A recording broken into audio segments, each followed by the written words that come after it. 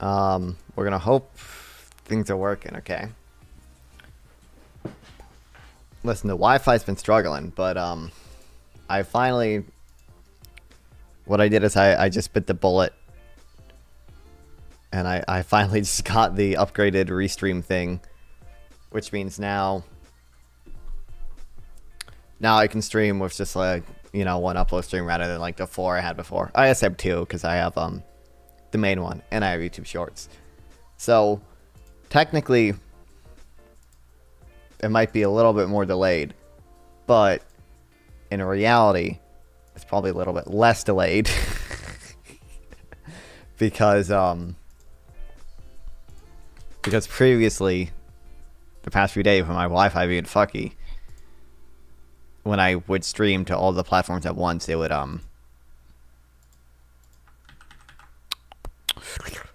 get delayed. But you know now, where this and it'll be another benefit. It'll be 1080p for the Restream people. It was already 1080p for the people who were watching on YouTube and Twitch, because I streamed those separately and not through Restream. And like 90% of my viewers are on YouTube and Twitch. So, but you know, for all the Kick viewers out there, and the Rumble viewers, there are a few Rumble viewers sometimes, occasionally. I don't know if they're real or not, but they're there. Rumble still pays me. Rumble still pays me for them, which is what that's what matters.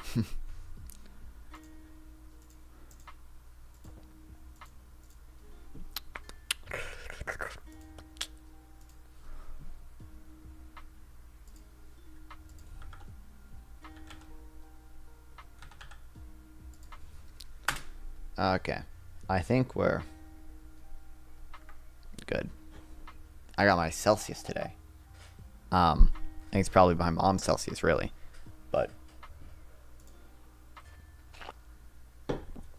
I colonized it.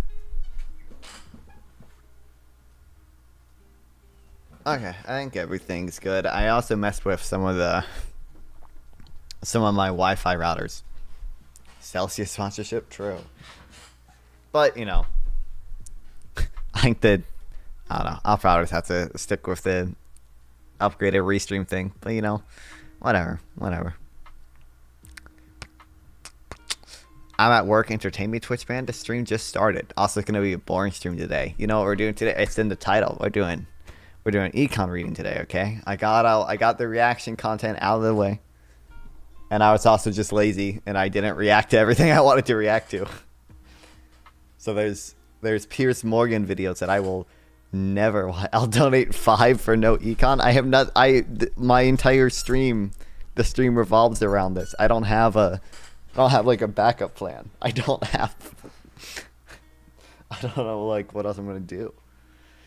There's no backup plan. And my hair. I need a haircut. I need a non-bowl cut haircut.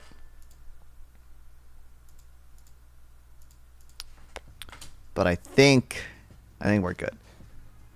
There's going to be Econ stream today. And guess what? Tomorrow we get the announcement from the Fed. We get the rate cut announcement. Everyone pray. 50 basis point cut. 50 basis point cut. Okay. Oh, also another benefit of me spending $50 fucking a month on a Restream is now I can stream the D Live again, baby. Let's go D Live. No one has, or a single person has ever watched on D Live. Only one person has ever clicked on the D Live stream.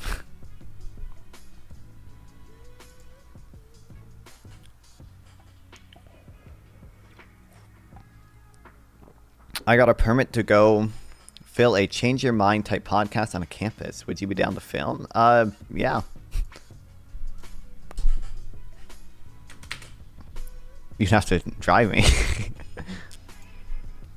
You need a permit for that? What type of free speech? Free speech suppression.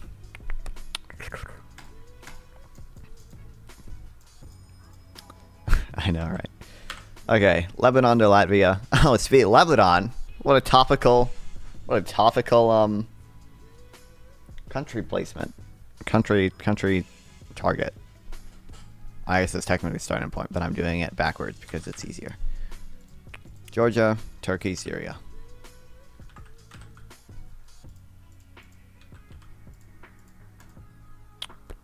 Easy. New weekly challenge. Let's see if I can do this one. Bay of Bengal to the Black Sea by boat, naming major oceans, straits, and gulfs. I have no clue. I don't know where the Bay of Bengal is. I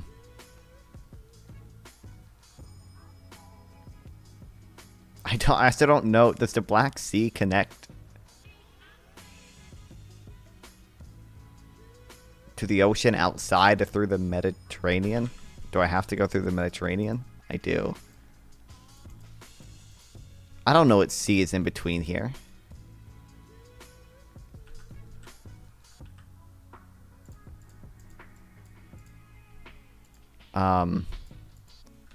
Southern Ocean? I didn't need the Southern Ocean? What type of fucking... Yo! This wacky con, here's your monthly payment from Israel. Thank you, Isaac, very much for the 200 bits. Thank you, thank you, thank you. Oh, look, that's also topical. Jerome Powell up there. That's what he's going to do a few days from now, Isaac. He's going to give us the rate cuts.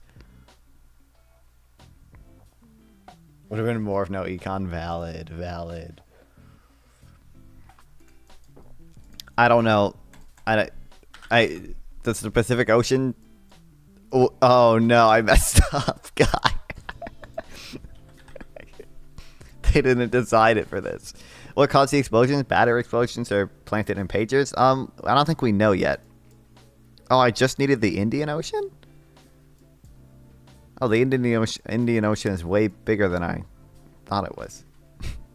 We don't know yet. I think Al Jazeera reported it being impossible that they were where they were just the battery explosions. But also, that's Al Jazeera. Example, I'm in New Mexico right now. If I heard Ryan Macbeth says he doesn't think it's explosives because they were planted explosives because they would have been detected if they went through an airport. But I don't even know how many functioning airports are even in Lebanon. How many airports in Lebanon? In the south of Lebanon, I guess, because they only control the south, right? This does not tell me.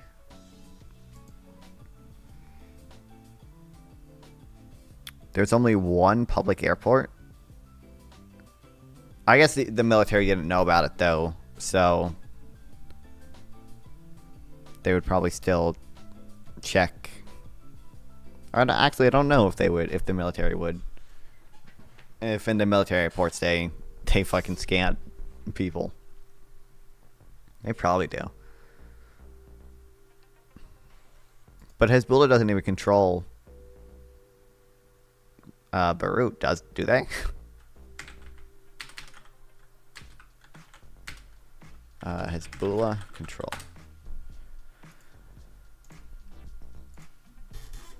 Oh no, they do control Beirut. A little bit of it, at least. What a horrible map.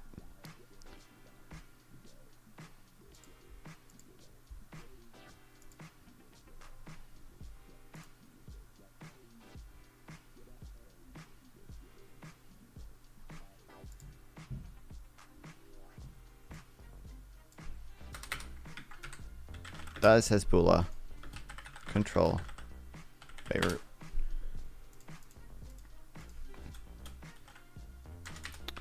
What's up, Golden Snakey? I've been good. Welcome back, Golden Snakey. Result agreement between Hezbollah and the Lebanese government. Hezbollah withdrew its forces from the streets of Beirut. Subsequently, Hezbollah increased control over the airport. Okay, so Hezbollah does control the airport. You're the only person I've on the internet so far who's not claimed to know what happened. Yeah, I don't know why anyone would claim to know what happened. We don't know shit. All we know is that pagers exploded. What's up, Malibu County? Welcome back. Hoofbeats Yeah, Ryan McBeth says he doesn't think behind it me. was page. I would think it was a horse. He think it was just a battery. not a zebra. Number one, explosives leave a residue. And of the over 2,000 or so devices that were supposedly effective, I guarantee you, someone carrying one of these pagers got on a plane. That meant those pagers had to go through an x-ray, and they might have gone through explosive detection. And if you put a pager with an explosive through an x-ray at the airport, it's going to alarm, and you're going to get searched, and then you're going to go, oh, I wonder who sold us these pagers. So I don't think there was a weapon embedded in the pager. Somehow Israel figured out how to make the pager a weapon. And since we've all seen videos where batteries catch fire, I don't think it is beyond the pale for someone to develop a software program that stressed the battery to the point where it caught fire or exploded. So think horses, not zebras, guys. And if you want to see what I'm doing, go to Aeromet.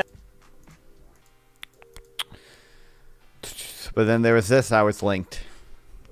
This is some guy saying what Al Jazeera said, so it's even less credible than just Al Jazeera itself. But he said Al Jazeera is saying that the pagers in the Israeli attack were indeed packed with explosives and were imported into Lebanese territory 5 months ago, and Axios said that the decision was made by Israel to detonate the pagers a week ago. I don't know why I trust people in my Discord that link me shit. I don't know. I don't want to show like any super graphic stuff, but ooh.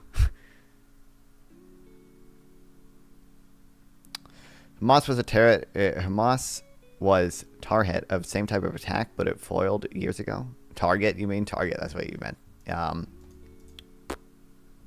mean that makes sense.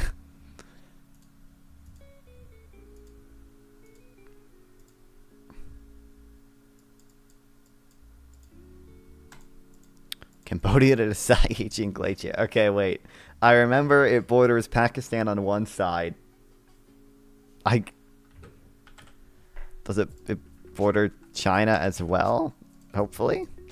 Yes, okay. And then just Laos. Wow, crazy.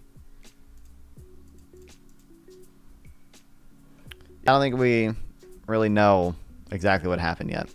Welcome to the News Hour. It was an unprecedented and shocking attack. All across Lebanon today, pagers used by members of the militant group Hezbollah exploded. Lebanon's health ministry says 2,700 people were injured. Are you interested to visit and 9 Southeast Asia at some point? I mean, I'm not planning on it at all. It would be interesting, but it's not at all on my list of plans. Including a young girl. Not really. Hezbollah blamed Israel for the attack. Israel has not made any public statement. It comes as tensions between Israel and Lebanon have been near boiling for almost a year, since just after the October 7th Hamas terror attacks on Israel. Days later, Hezbollah stepped up fire into northern Israel. The two sides have had near daily exchanges of artillery and rocket fire since forcing thousands to flee. Nick Schifrin is here with more. So Nick, walk us through your reporting and tell us more about what happened. Jeff, experts I spoke to all day described this attack as audacious, never seen before anywhere, and an almost unbelievable scale. And you can really see that even from the videos that immediately come out. Lebanese Hezbollah members in markets going about their days. All of a sudden, the pagers they're wearing. 2,000 from a pager, where are they from? Yeah, I don't know. I don't know. Maybe they're more secure or something than just like regular cell phones, or I don't know. But people said it was confirmed explosives, and every article checked there. Some sort of export speculating it's likely to be explosive. Okay. Bags exploded. Pagers in Syria exploded too. And that led to 2,700 wounded. As you said, hundreds Without of them evidence. Syrians. So the expectation tonight Yeah, I don't really know what the evidence is on either side at this point. is the total death toll and total wounded. I don't think we know enough. Will increase, Jeff. So what happened? Officially, we do not know. As you said, Hezbollah blamed Israel. I asked an Israeli official about that. The only response I got was an emoji of a shrugged shoulders. So that's what Israel is saying, nothing. The experts I speak to though, do believe that Israel conducted this attack, and they believe the most likely scenario is that the pagers were altered to include small explosives. And that means the supply chain of the pagers were compromised by some entity that wanted to do damage to Hezbollah. Experts also tell me that a few months ago, Hezbollah switched over from cell phones to pagers, thinking that there would be less surveillance by Israel. Obviously, that backfired. Yeah, okay. Yeah, less surveillance by Israel. Okay. Only Israel would do this? Is this maybe. It's a big blow. 2,700, as you said, is a lot of people. Not aimed at the leadership, not even at the hardcore militants. Experts tell me it was actually aimed at the mid-level. Well, obviously Israel was responsible for this attack because they're the only ones like fighting like Hezbollah like this. But this style of attack, Israel uses Geneva Convention as a checklist. What's this? I don't even. People keep saying this attack was a war crime. I don't think that's true. I don't understand how it would be. I don't think it would fail in. It seemingly would not fail in proportionality, considering we don't even know how many people are. I think 11 people are speculated to have died, two of which are civilians. That doesn't seem like it failed in proportionality. It is terrorism. How is it terrorism? But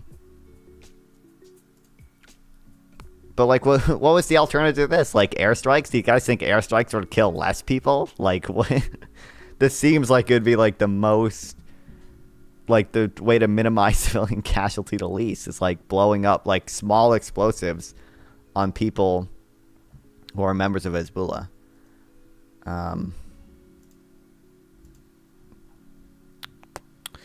I don't think it would fail in proportionality. Obviously, airstriking is the more humane. Yeah, exactly. Like, I don't know. How many Hezbollah members did they get? I think of the, like, 11 confirmed killed, like, 9 of them Hezbollah is what I remember.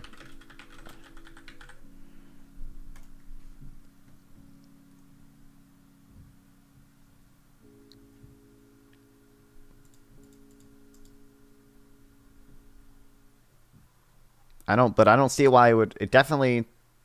I don't think it would fail in distinction because there would have to be an acting with purpose element of that, and I think it's pretty clear if you're targeting specifically pagers, then you're not purposely killing civilians. If you wanted to purposely kill civilians, you would not target pagers only used by Hezbollah. Says you got the device used in society, not only in frontline units training centers, or was not used only in leadership centers. It wasn't. This is a page. Aren't the pagers really only used by Hezbollah? Wasn't this a supply chain compromise? Were any of these pagers even used by civilians? I don't know. Wait. Also, here's a question I don't know the answer to as well. Here goes, fuck YouTube censoring half my messages. Welcome to Twitch chat, Aries. I don't know the answer to this. So I know arguably there's conflicting jurisprudence around this. But I think it's generally considered if you're a member of an organized armed group, then you're liable for status-based targeting. Meaning that you can be killed in your sleep no matter what, basically. Like, members of Hamas are counted as, like, an organized armed group members, and they can be killed in their sleep, doesn't matter. Like, they're liable for status-based targeting because of their status as a member, right? I don't know, because Hezbollah also has just, like, a bureaucratic political wing. I don't know if that's the case. I heard reports that it went off in hospitals. I don't know how we would. I actually don't know how that would work in international law.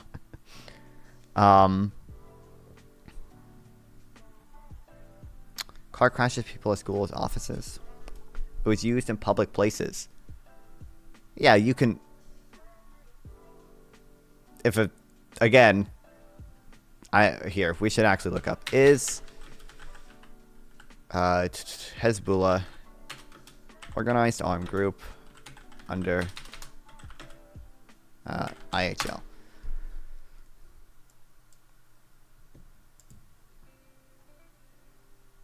I don't know if it's going to be useful. But like it doesn't really matter if they're in public. You can attack. To be clear, you can bomb a member of Hezbollah in public and kill civilians, and that's not a war crime. Like you could, in theory, they're subject to proportionality analysis is. The mobile network is not reliable and thus commonly used type of communication device. But these are pagers. No one in the fucking modern day is using pagers. The reason they're using pagers is it's because they thought there'd be less surveillance by Israel, right? Were any civilians actually using these pagers? Not like or buying these pagers? Wasn't it's using Hezbollah outside combatants? aren't pagers used in hospitals? I think pagers are used in hospitals, but my understanding is that they either, one possibility at least, is that they compromised the supply chain of these pagers that were sold to Hezbollah. So I don't know if any of those pagers also went to civilians. I don't know. If you could link me something showing they did, then maybe you could do some indiscriminate thing there. Maybe they would fail there, but we didn't even pay this because Bazooka considers phones could be tracked by Israel. Yeah, but I don't know. I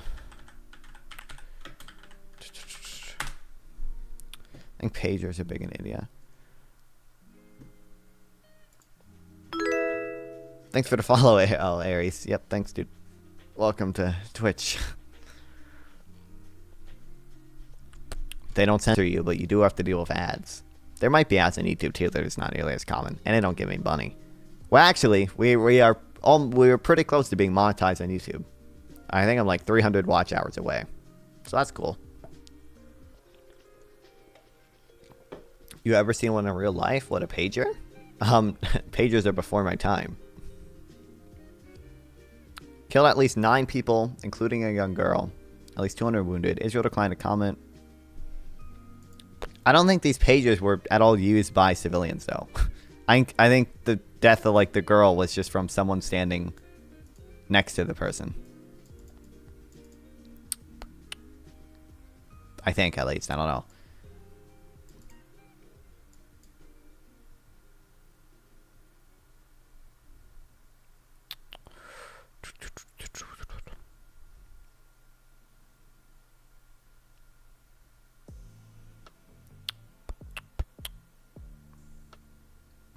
Near simultaneous explosions reported instead in Lebanon, where there's widespread panic. Colonists fight civilians like stop using smartphones because Israel had technology and infrastructure devices.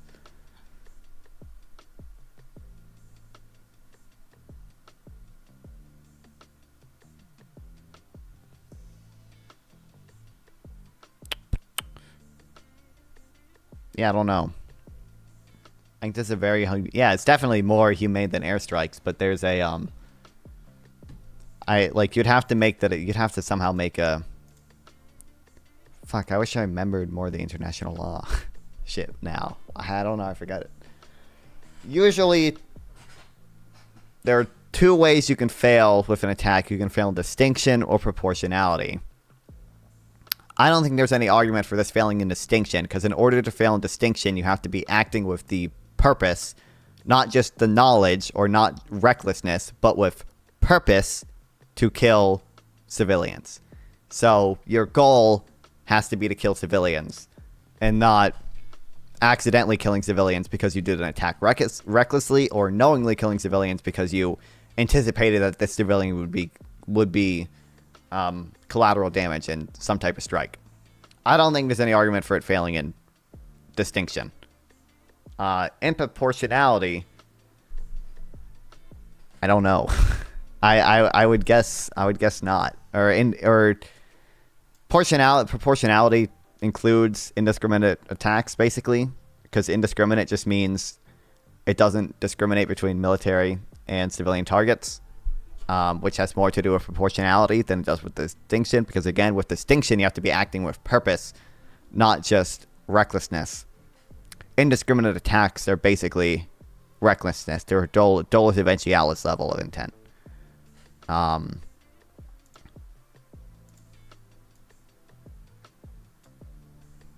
Yeah.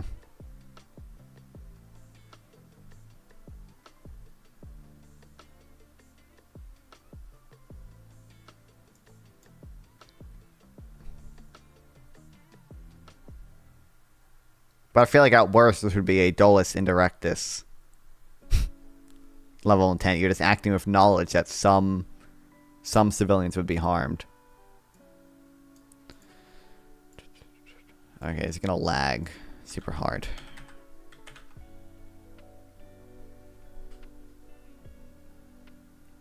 Clear that indiscriminate attacks if they are equated with any war crime to be equated with creating disproportionate collateral damage to civilians, among other things to follow The following types of attacks are considered indiscriminate. B, any attack which may be expected to cause incidental loss to civilian life, injury to civilians, damage to civilian objects, or combination thereof, which would be excessive in retaliation to the concrete and direct military advantage anticipated. Oh, gee, not international law again. Well, it's just because like people keep claiming that it's war crimes, and I don't think it is. You could maybe make an argument for it. But yeah, so the question would be, would this attack be expected to cause incidental loss of life to civilians or damage to civilian objects that are excessive to the direct military advantage? I don't really think you can make the case for that super strongly, considering it doesn't even seem like that many civilians died. It seems like they had a really good ratio of this one. So that will make iPhones with if Apple made iPhones with bombs to blow up American leadership, would that be fine? I don't know if it would. Well, if Apple did, Apple's a private company, so they're not subject to. They can't do that. There's no international law framework for what if a private company does something domestically. But I mean, would it be if another military did the same thing? If the Iranian military tried to make iPhones to blow up American leaders, I don't necessarily think that'd be a war crime. It would be. I would still say it's an unjustified action or whatever. We're gonna disagree on that much, but I don't think it would be a war crime. I think it would be lawful. I don't think it would. I think, yeah, they're probably lawful targets.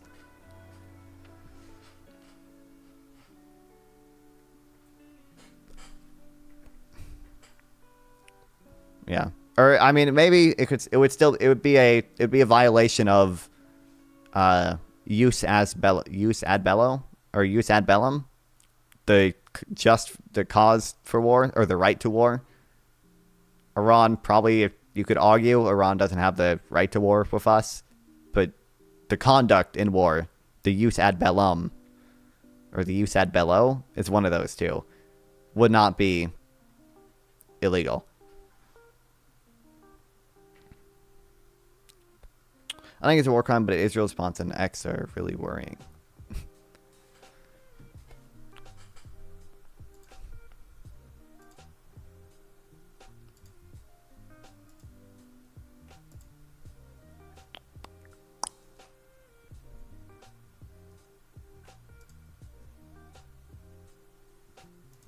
Oh no, I think I just have his notes copied here. These aren't useful.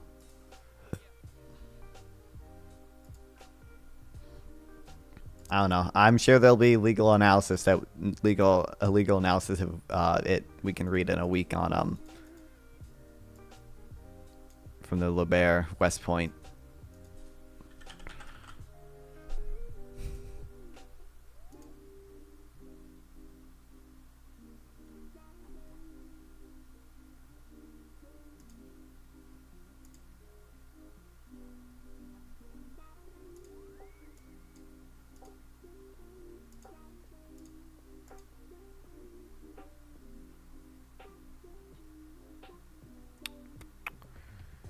Let's say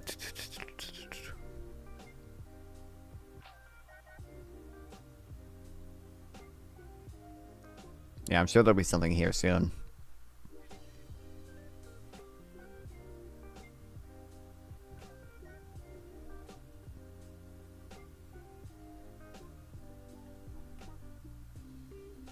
It was use ad bello and LOC obligations in the evolving nature of the conflict.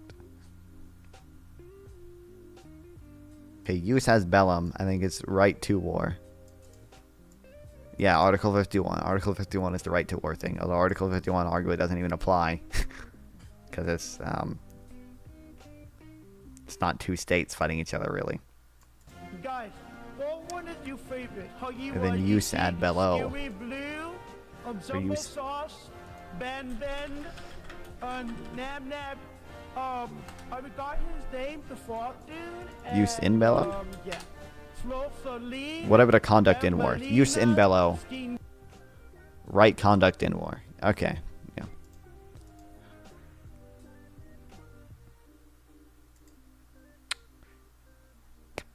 So I don't think they're...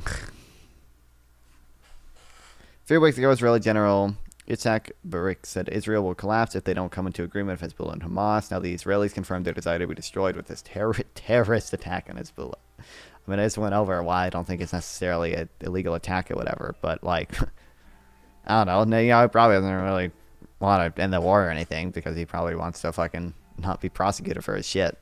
So...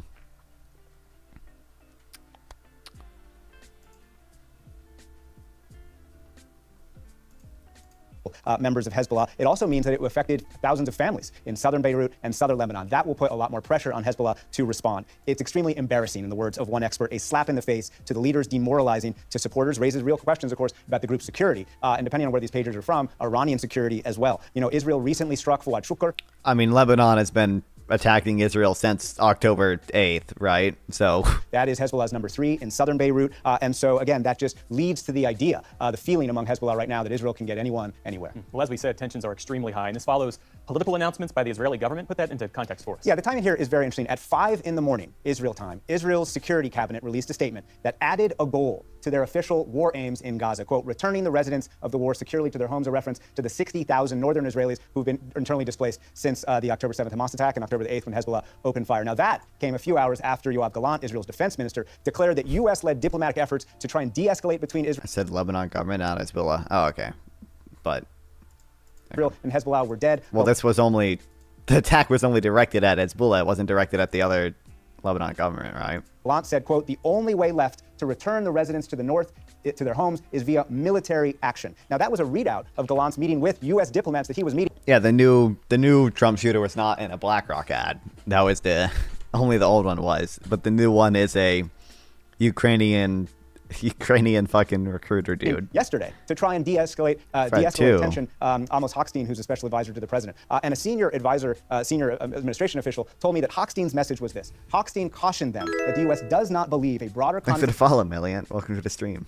In Lebanon achieves the goal of returning residents to their home in the north. It risks a much broader and protracted regional conflict. Hochstein made this clear to Israeli officials, and the U.S. remains committed to a diplomatic solution. That was yesterday, Jeff, in those meetings. Today, the fear of escalation is very high. So based on your reporting, where might all of this lead? So some of the experts, I believe, some of the experts I spoke to said that they believe that Israel is trying to message that Israel is serious about northern Israel, the residents who are no longer in their homes. Hezbollah is overreaching, and that this was a message to accept the diplomatic terms that Hochstein has been trying to get them to accept, which is essentially moving Hezbollah fighters about 6 miles away from the Lebanon-Israel border behind the Litani River. The hope in this analysis is that Hezbollah doesn't want war. It can't afford it politically in Lebanon. And also Iran doesn't want Hezbollah to go to war with Israel because Hezbollah is Iran's best deterrent. But Lebanese analysts and other experts I speak to, Jeff, say, no way. That this is so embarrassing to Hezbollah, it will cause an escalation. Hezbollah has to respond. Oh, what's up? Yeah, what's up? Look, much. I've been warning people for ages now. Don't join Hezbollah. I've been telling this to people for ages, and they didn't listen. They didn't listen, and now they're paying the price. Well, you get an awesome pager, man. Yeah, it's epic. And look, I don't know. It's a totally impressive, insane military operation. It is really impressive. But it is, yeah. But I don't. Price now. I don't want to risk war, and I don't want to help Trump get elected. So I don't know how good it was, but like morally, but yeah. Damn, it was. Do you know? It was. I'm having to switch with my chat. Do we know at all if this pager was used by any civilians? I don't see any evidence of it being used by not to my civilians. knowledge. Not to my knowledge. Yeah. Not It's just to my knowledge. civilians having close to it when it exploded. Did Israel take responsibility? No, I don't think they've said anything yet, but... Okay. Yeah. But damn. Okay, I just wanted to warn you. Don't join Hezbollah. If you care about your balls, okay? Don't. But yeah. That's right. Yeah. That's right. Did you... I know the people coping about it on Twitter. It's like, there was this Nathan Robinson dipshit, and he's like... It proves Israel doesn't care about civilians because they didn't know if the people who exploded were near civilians. Like that's so insane. Yeah, I know, that's wild, so insane. What the fuck? Yeah. It's like saying, "Oh, you killed this terrorist." Well, what about his family? You don't care about civilians. It's like, look, what are you talking about? My God. my god. Yeah, I know. I'm having a Oh, yeah. freeze with chat. I wish I should remember some of the international law stuff better, but I'm sure the Rivera West Point Institute will have an article about it by the end of the week. Oh, and let's I'll be hope. able to. Let's hope. That'd be so base. Because they do all this tech shit, right? They have like a bunch of like I think they have a whole bunch of shit about like big data and warfare and whatever. It's like they'll do an article on this probably. They write so well, and you contrast that with like every insane. It's a genocide, ethnic cleansing, bajillion, whatever. Yeah. It's just it's such a night and day. I don't know. Yeah. My God. I don't know. I just wanted to warn you about not joining Hezbollah. I've been saying this. People were not listening. But yeah. Okay. Well. Did you watch the hippy dippy debate with like it had Pisco, it had IRI, it had No, Andrew I'll Wilson. watch it tomorrow. I wanted to watch it tomorrow. Today's late. Yeah, I don't think I watched it. I don't think anyone there knew how the Fed works. Oh my god. Yeah, Or I mean, how ask them government what's the spending works. federal funds rate, and they'll be like, federal funds rate is when that's what they'll say. It's just Yeah. like, One thing I don't know. I I don't debated know someone I today don't about know. like, go ahead. What do you think? Do you think quantitative easing is actually printing money? No, there's a difference. I forgot the esoteric fucking nitty gritty of it. No, but it's not pretty. Oh, Money in Macro has a good video on it. I don't know if you watched it. I haven't. Money in Macro. Look up Money in Macro quantitative easing. It's a great video. The reason why I don't remember much about like that point of argument is because I just know that argument like that video was convincing, so I don't need to store in my brain the arguments because it's just readily available in that video. So Yeah, I don't know. Yeah, I think like Pisco was saying, lowering the interest rate. I think initially he said that does increase the money supply, just like intrinsically. When I don't think that's true. At least my understanding is that it's only going to do that. lowering the money borrowing. supply. He said that lowering the interest rate is going to increase the money supply, like intrinsically at first.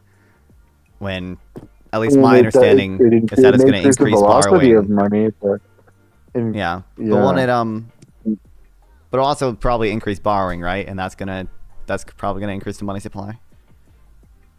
Yeah. I mean, I don't know. I'll have to crunch the math there with the ISLM and whatever. Yeah, I don't know. But You should check out the video, the Money Macro video. That's yeah. Yeah. I mean, quantitative easing. I think some surprisingly that's often. I don't know how often that is mentioned, but I think it has pretty bad like inequality effects. Yeah, that's just something to keep in mind. I haven't read a ton about it. And it's but, not that efficient too. It's not that efficient as well. It's like a thing to pump into the economy. It's just whatever. So I don't know. Yeah. Not the big. I'm not like a QE hater, but I'm not a QE stan either. That's my position. I don't know. Did Keynes say anything about this? Did Krugman say anything about this, so I can dogmatically copy that opinion? I don't know. Well, Krugman, I'm sure, has said QE is ineffective. Maybe. I'm almost certain he has. Okay. But yeah, I don't know. Whatever he That's said. what I say. Either way, I'm gonna go to sleep. I just wanted to comment on the Hezbollah thing because it's funny. God, All right, everyone thanks. coping about this is evil. But okay. Yeah, well, bye-bye. Have fun. Bye. Thanks. Yep. Bye.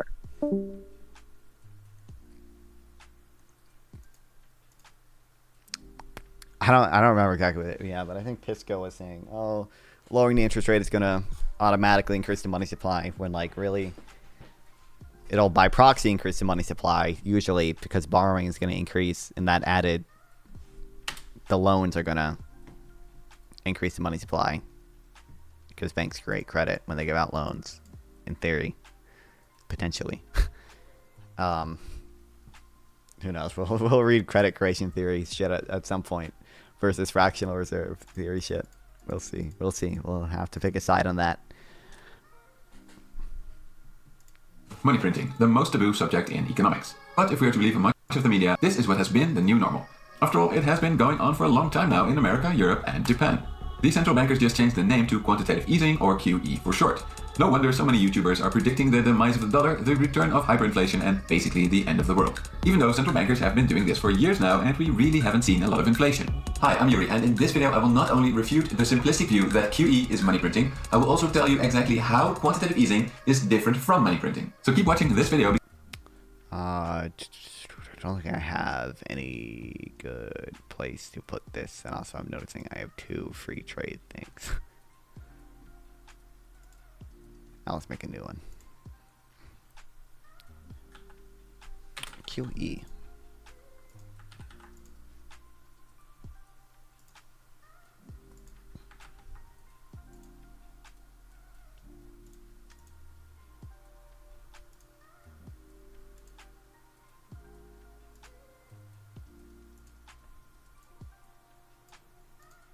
Okay, I don't think I need this one.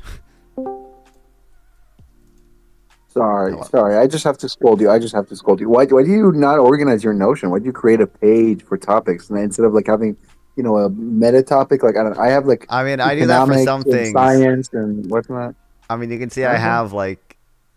I do that for some things. But you really should, because it's so much more efficient that way. Because like then if I want to talk about like policy, and then like I have my policy page, and then housing, healthcare, taxes, blah blah blah, blah, and then I can pick the topics. But they're so much more organized. I don't know. You do you. Not very good organizer. All right. Yuri is great, the guy on the video. So watch it. Bye bye.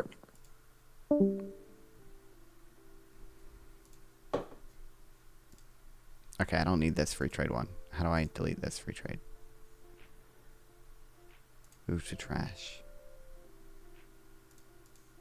QE. Okay. I'm probably just going to write down a few bullet points. Because by the end of it, you will be reassured that the world is not going to end in a blaze of hyperinflation. That's awesome, Aries.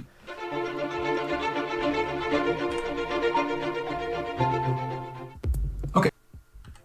To be able to pinpoint exactly how quantitative easing and money printing are different, we'll need to discuss exactly what quantitative easing is. QE basically refers to a policy where the central bank starts buying financial assets on a large scale from the private sector. These assets are typically government bonds and sometimes bonds from big corporations that are very unlikely to go out of business. But in this balance sheet example, you can see that what differentiates QE from a normal transaction is that large-scale asset purchases by the central bank are financed by newly created money. In this case,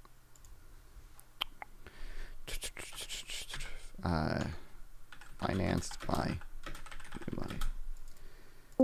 Central bank reserves.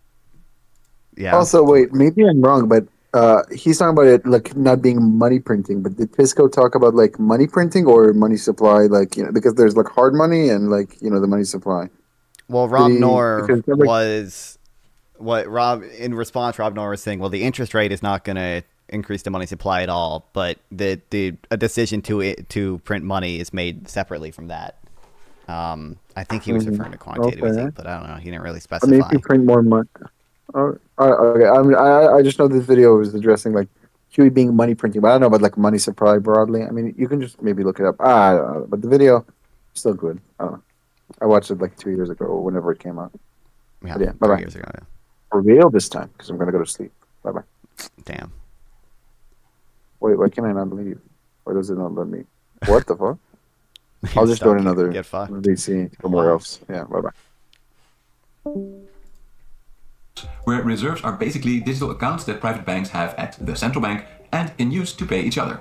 Here we stumble across the first difference between QE and money printing. With QE, new central bank reserves are created, whereas with traditional money printing, new notes and coins are created. This is important because notes and coins end up in the hands of the consumer, whereas reserves end up in the hand of financial institutions. And this is again important because where money ends up first is likely where you will see the biggest impact on prices. This explains why we have seen it inflates asset prices. Yep. Massively increased asset prices in countries where there has been QE, but not so much inflation.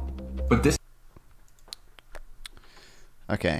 is not where money ends up first is less new notes and coins are. With QE, new central bank reserves are created. QE creates new central bank reserves. Whereas with traditional money printing, new notes and coins are created. This is important because notes and coins end up in the hands of the consumer, whereas reserves I would say the money is given to Financial institutions.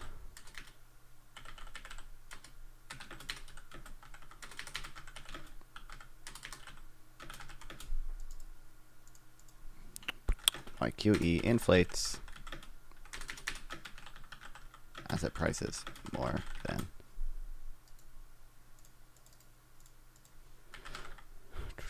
other prices.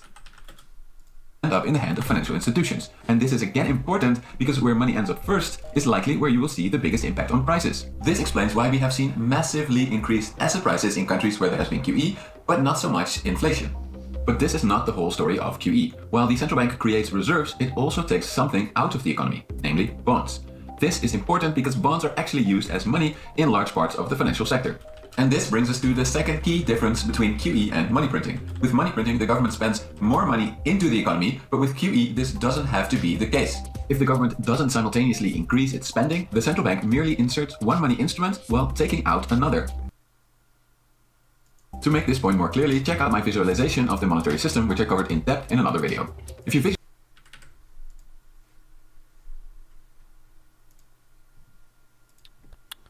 QE was Zimbabwe, money printing and infinite cantilever.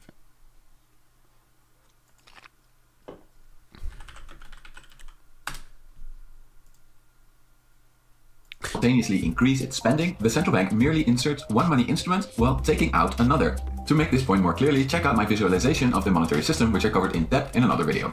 If you visualize the monetary system, it consists of a monetary core of central bank money, first notes and coins, and on top of that bank reserves. Then there's a layer of money created by private banks. And then finally, there is a layer that consists of financial instruments, often used as money, but only used in some parts of the economy. I call this layer the financial crust. So when QE happens, reserves are added to the economy, while at the same time, bonds in the financial crust are taken out of the economy. But as you can see, the effective money supply remains the same. This backs Okay, that makes sense. Okay. taking out another. To make this point more clearly, check out my visualization difference between QE and money printing. With money printing, the government spends more money into the economy, but with QE, this doesn't have to be the case. If the government doesn't simultaneously increase its spending, the central bank merely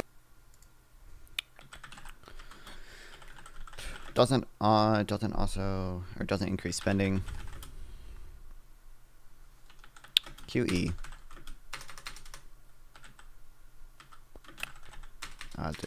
shifts assets between reserves and financial instruments. The financial crust.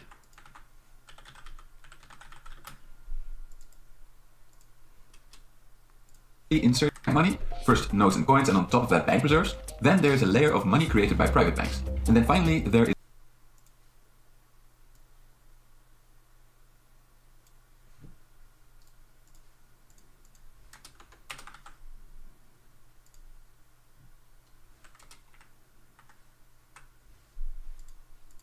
is a layer that consists of financial instruments, often used as money, but only used in some parts of the economy. I call this layer the financial crust. So when QE happens, reserves are added to the economy, while at the same time, bonds in the financial crust are taken out of the economy. But as you can see, the effective money supply remains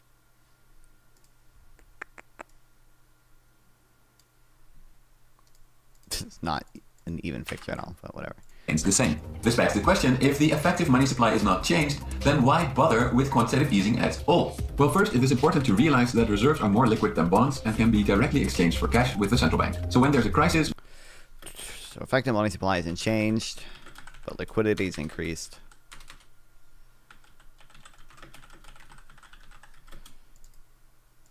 reserves are super safe, while government bonds cannot always be relied upon for payment. Second, the interest rate on reserves is typically lower than the interest rate on government bonds. So what's happening here is that government bonds are getting scarcer in the monetary financial system. And what happens to things that are getting scarcer? Well, Price of bonds.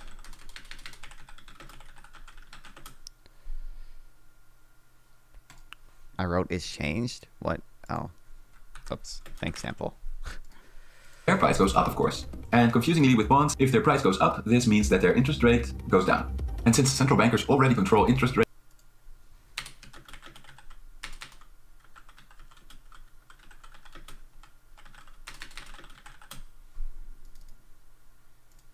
on short-term debt and setting the interest rate on reserves, they can now also control interest rates on longer-term government bonds through quantitative easing. So perhaps a more relevant comparison for the media, instead of calling QE money printing, they should call it instead long-term interest rate management. But this is of course not a very catchy name, and so I doubt they will ever do it. Also, there's a third effect that central banks are banking on, and that is that by increasing the quantity of available reserves, private banks can more easily expand their lending and therefore the quantity of private bank money. This, however, there's a third effect that central banks are banking on, and that is that by increasing the quantity of available reserves, private banks can more... So this is the real reason that MMT doesn't like quantitative easing, because they don't think that banks lend out reserves.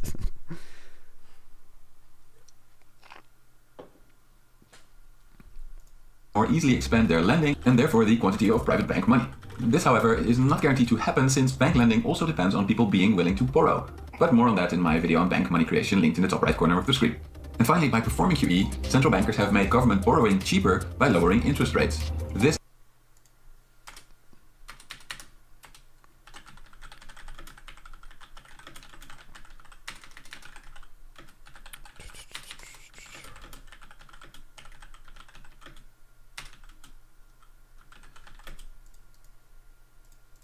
enables governments to spend more, although governments don't always use this opportunity. If the central bank and government work in tandem though, then QE becomes more like money printing, because money is really added to the economy and nothing is extracted from it.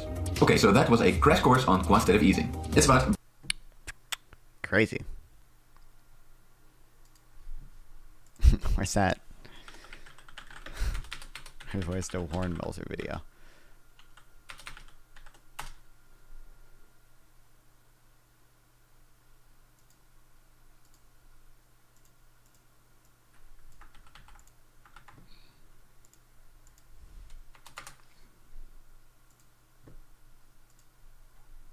On in a violent way, in a different way than it has in the past, and that could lead to Israel doing the same and a cycle of escalation, the very cycle the U.S. is trying to avoid. Nick Schifrin, thank you so much for walking us through all of this. We appreciate it. Crazy.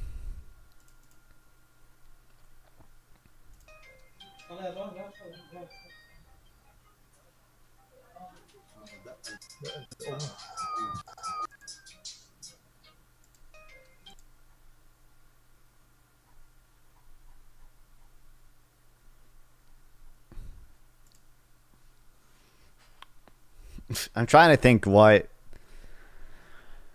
God, I'm trying to remember back to which articles are which in the Geneva Conventions, but I don't remember.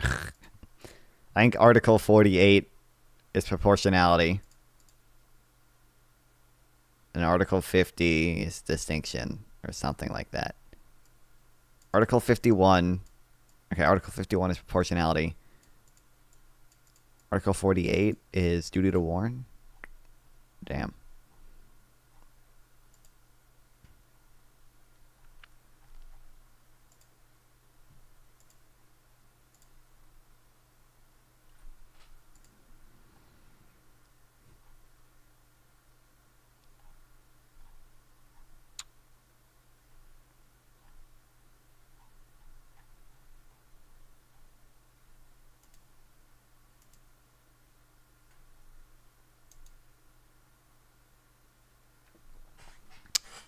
Additional Protocol 1 requires forces to take constant care for the protection of civilians regardless of their nationality.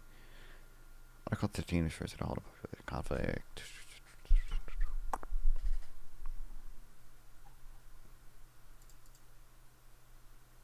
Wait, did I just delete that?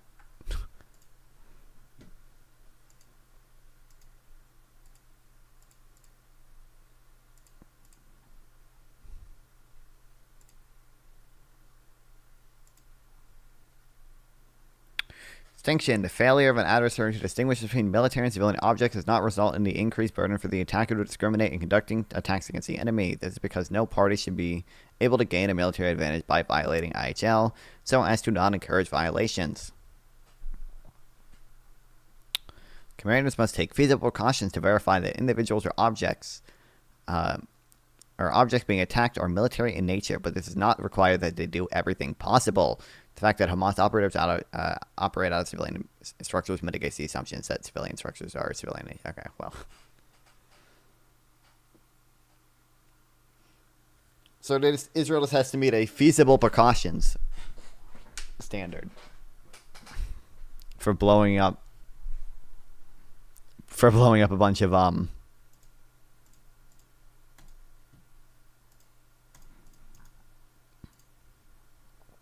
pagers.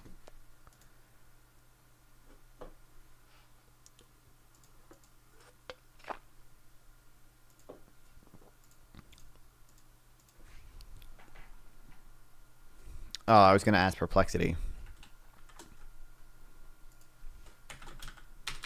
Is Hezbollah considered an organized armed group under IHL? Or is it not international humanitarian law here? Is it just international law? I don't know. I'm not going to do IHL.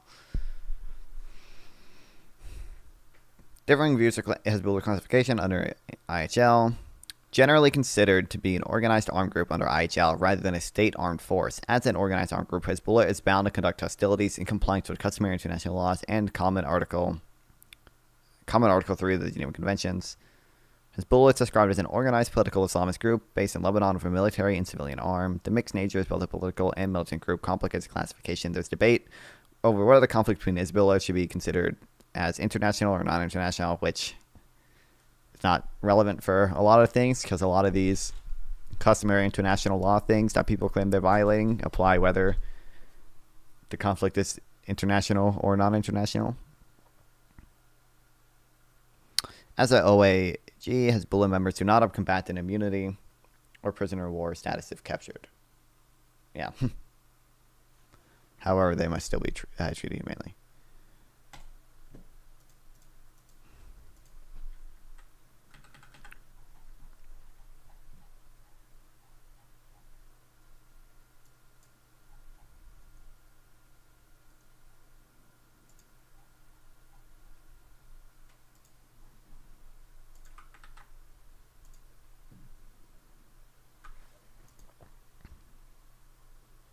What the fuck I click on? Ooh.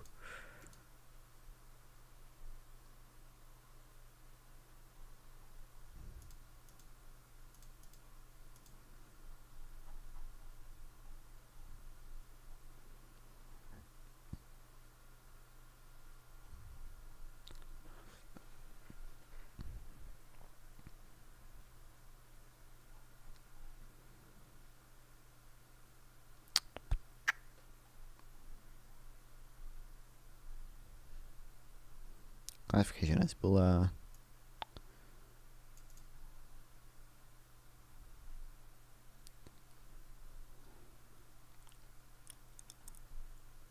Okay.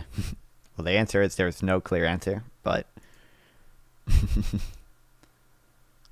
I would guess that Hezbollah, at least the military wing of it, is going to fall. It's going to be classified as an organized armed group, which kind of means you're fucked if you're a member of it. It means you're liable for status-based targeting, and Israel can do whatever they want, not whatever they want, but they can target you wherever you are, no matter what, basically. Status-based targeting. Okay. We're going to watch this one thing on energy, just the facts about U.S. energy use, production, and environmental impact. Curious to see what this is. I'm Steve Ballmer. I spent 34 years growing Microsoft, 10 years owning the LA Clippers basketball team. I love computers, data, and facts. That's why I started USA Facts, to help understand what our government is up to and what's going on in America. I'll share with you the facts and data, all from our government. You make up your own mind. In this episode of Just the Facts, energy and the environment. But first, a quick disclaimer. As I talk, I do a lot of rounding of numbers, but the data you see on screen will be more exact. So now, let's roll. Right now, you're using energy to watch this episode. And we used energy to make America consumes a lot of energy. With only 4% of the world's population, we account for about 16% of global energy use. We use more energy than any other country except for China, but it spreads that energy use across a population 4 times larger than ours. The federal government and many state governments are passing laws and regulations designed to reduce our use of fossil fuels and increase renewable energy production. So what can we learn from the data? Let's start with energy consumption. In 2023, America consumed 93.6 quadrillion British thermal units, or BTUs, of energy. A quadrillion is a huge number. It's a 1 followed by 15 zeros. Why the fuck are we using It's British a million units? Fuck billions. that shit. Rename that shit. A Make our BTU own new measures the worse standard of measurement like we do with everything heat else. What the content hell? of various fuel sources. A single BTU is about equal to the energy released by burning a single match. There's a BTU. Now let's look at the energy the average American uses in our homes each year, about 63 million BTUs per person. We use about half of this energy for heating and air conditioning. Another quarter is for lighting, refrigeration, and hot water. The rest is for powering major appliances, like washers, dryers, televisions, and stoves, as well my as consumer automatic electronics semen like phones extractor. and computers. As for American electric bills, the retail price of electricity and average residential electric bills have stayed about the same over the last decade when adjusted for inflation. For many people I encounter, the energy price they care about most is the price of gasoline. Hold on. Electricity and average residential electric bills have stayed about the same over the last decade when adjusted for inflation. Why didn't he doesn't show a graph for this shit? He doesn't know a citation down below? I want like a graph of that because that's interesting. Adjusted for inflation, energy prices, U.S. households. For many people I encounter, the energy price they care about most is the price of Oh, it's like there's obviously a spike, but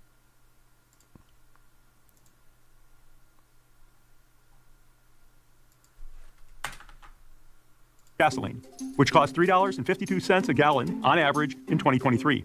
For perspective, since 1950, the lowest Americans ever paid for gas on an inflation-adjusted basis was $1.98 in 1998. The highest was $4.88 in 2012. Remember, it's an average, so in some places it's more, some it's less, and all those prices include gas tax. Overall, the proportion of total consumer spending spent on energy is lower today than in the past.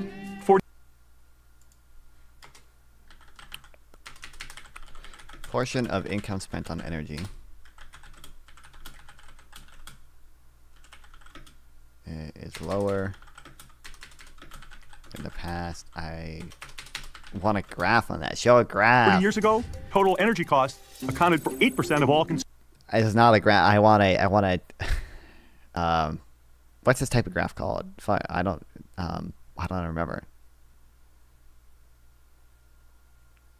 I want this, the proportion Consumer spending. That's recently dropped. It's 8.2% in 1983, but to around 4.2%. And frankly, that surprised me. I did think it would be higher. 4.2%. Now let's look at how different sectors of our economy use energy. Our electric power sector, that is the utilities and companies that make electricity, is the biggest energy hog. It accounts for 34% of all energy use. But here's a fact that surprised me. More than half of the energy consumed is lost in the process of getting that electricity to the consumer. The remaining energy is used in three primary ways: residential, commercial, and the industrial sector. The other big energy consumer in our economy is transportation. Transportation accounts for 30% of all energy consumption, almost 90% of which comes from gas and diesel fuels burned by vehicles on the road. The U.S. has more than 280 million registered vehicles. Less than 1% of these are electric vehicles and hybrids, although they comprise over 16% of all light-duty vehicle sales in the U.S. in 2023. The industrial sector, which includes manufacturing, construction, and agriculture, among others, is the next biggest energy consumer at 28%. 75% of this energy comes from petroleum products and natural gas, and 13% from electricity. Data centers and artificial intelligence may increase demand from this sector. That leaves residential, our homes, at 12%. And the commercial sector, which includes places like office buildings, retail stores, and that all accounts for about 10% of energy use. Let's close our look at consumption by breaking down the kinds of energy we use. Fossil fuels, like oil, coal, and natural gas, still provide most of America's energy needs. 20 years ago, fossil fuels accounted for 88% of our energy consumption. In 2023, it was 82%, with nuclear power accounting for 9%, and renewable energy, which includes solar, wind, hydropower, geothermal, God damn it, I thought we were better than that. biomass like ethanol, accounted for 9%. The most significant shift in our energy mix is the steep drop in coal from 37% of America's energy use in 1950 to only 9% in 2023. Now let's talk about energy production. Big picture, America's production of God damn, you look retarded. Welcome to the stream, G. oil, natural gas, and renewables is growing, with natural gas growing most of all. In 1950, natural gas was about 18% of total U.S. energy production. In 2023, it was about 38%. Nuclear production has remained relatively flat since about 2001. So painful to look at. Renewables are growing fast, with wind production more than doubling over the last decade, and solar growing by a 2% factor for of real. 7. But they remain a small part of our overall energy mix, with wind accounting for just 1% and solar just 1%. As for oil, U.S. domestic crude oil production has more than doubled since 2000. In 2023, we produced nearly 22 million barrels daily, or around 22% of the global world supply. We exported an average of 4.1 million barrels daily, but we also imported nearly 6.5 million barrels a day. Wait a second. Why are we importing energy and exporting energy at the same time? I'm glad you asked. Depending on where the oil and gas is found in the U.S., it may or may not be easily transported, refined, or processed for U.S. consumers. And not all oil is alike. Sometimes it can make sense to ship oil or natural gas abroad while importing other forms of oil and gas for use in the U.S. market. The U.S. is the world's #1 producer of oil and the #1 producer of gas. In 2020, for the first time on record, the U.S. began a streak of being a net exporter of petroleum, and we have been a net exporter of natural gas since 2017. Through the 2021... Really? I didn't know that.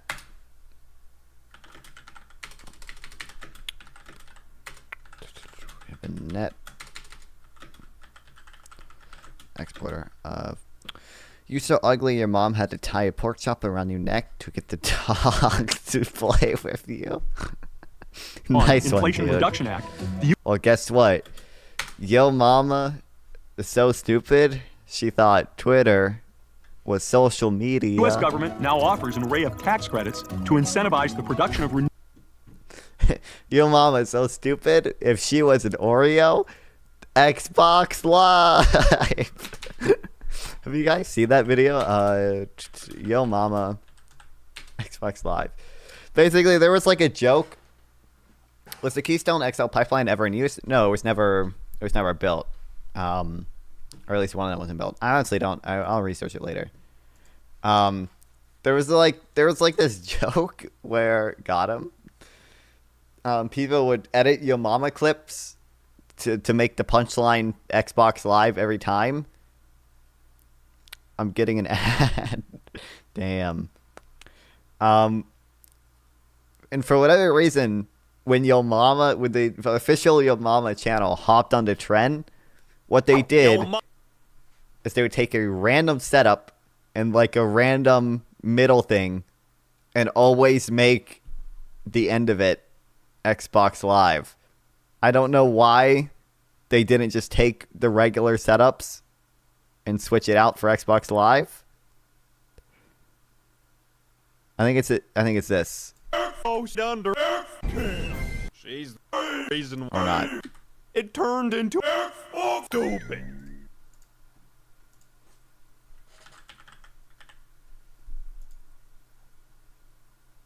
If she was an Oreo, yo mama's so hot. If she was an Oreo, she would be Xbox Live.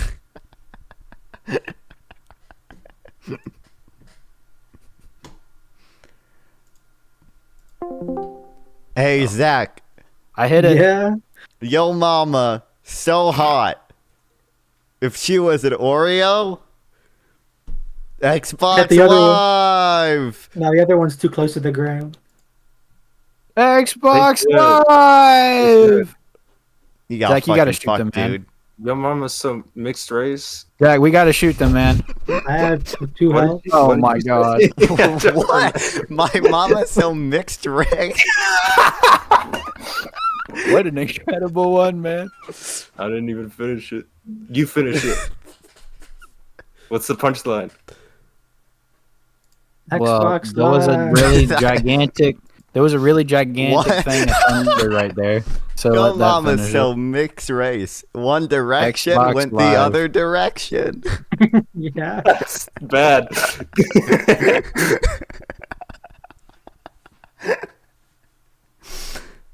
Okay, I just wanted to fucking gape you anyway. Yeah.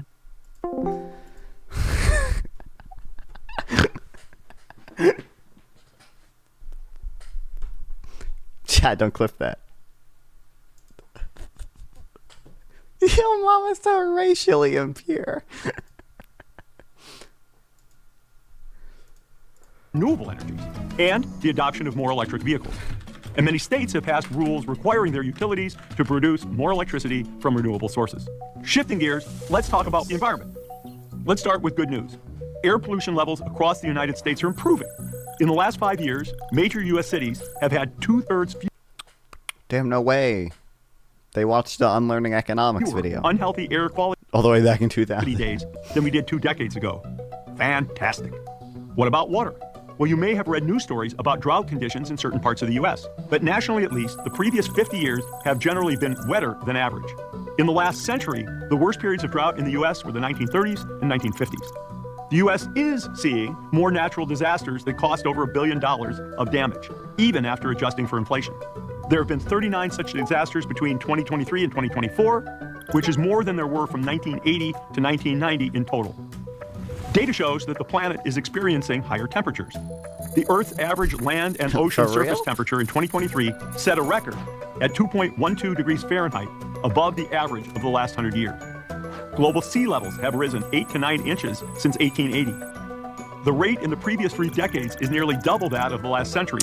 Don't you know that Jordan Peterson said that we don't have accurate measurements? In 2022, worldwide, there were 523 particles of CO2 and equivalents from other gases like methane per 1 million air particles.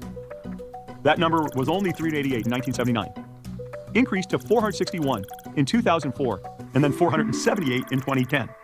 Greenhouse gases are a global phenomenon.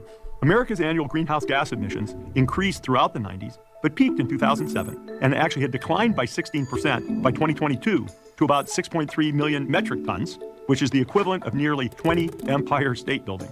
Historically, the United States has emitted more greenhouse gases per person than any other country. These gases can stay in the atmosphere from anywhere from we're going down though. years to Peaked thousands in high school of years. But even as our emissions decline, who, me? What? Others are increasing. Today, China is the world's top source of greenhouse gases, emitting more than twice as much as the U.S. did. About 73% of America's greenhouse gases result from our burning fossil fuels for energy, with the transportation sector being the most significant source of these emissions. Not the chart, bro.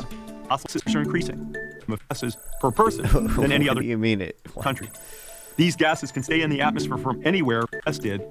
About 73% of America's greenhouse gases result from our burning fossil fuels for energy, with the transportation sector being the most significant source of these emissions. Transportation is responsible for 28% of total greenhouse gas emissions, followed by electricity generation at 25%, and the industrial sector at 23%. The remainder came from residential use, commercial use, and agricultural emissions. About 87% of these gases end up in our atmosphere. The other 13% is sequestered or sucked back into the land by forests, plants, oceans, and various land management practices. Some, including me, say act aggressively now on greenhouse gases. Others say we have time to let technologies resolve these issues. Still others reject that there's any problem at all. Global forces will also impact the picture. For example, Russia invading Ukraine, unrest in Venezuela reduced the amount of oil that the U.S. imported from both countries. Ultimately, it's up to you to learn the facts, reflect on varying opinions from scientists and economists about what might happen, and make up your own mind. What risk we might take for the future with our kids and grandkids and others who will come, versus the painful issues of today and the potential in rising energy prices. This is just the facts from usafacts.org. We share the government data. You decide what you believe. Crazy. Don't you know the government data is clearly fake? Here, I probably should.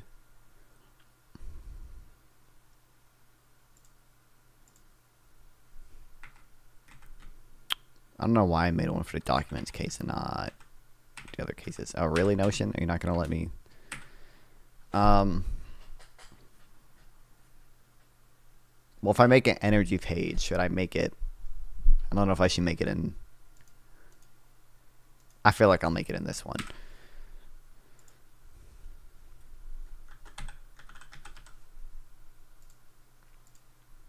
Then.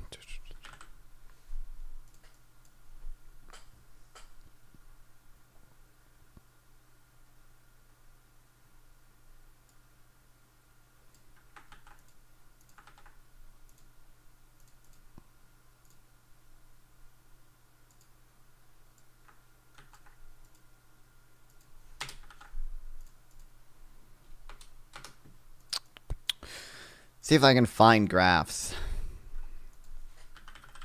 Portion of income spent on energy US at like 2017 to 2024.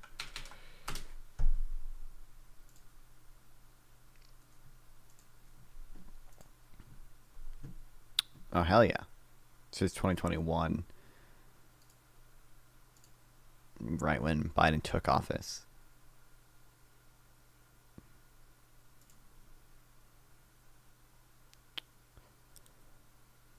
This is spending as a percent of GDP.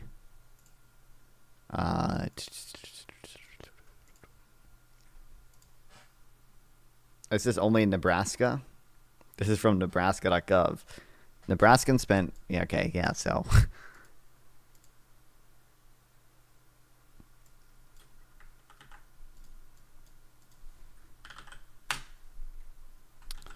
Find a site with data for the portion.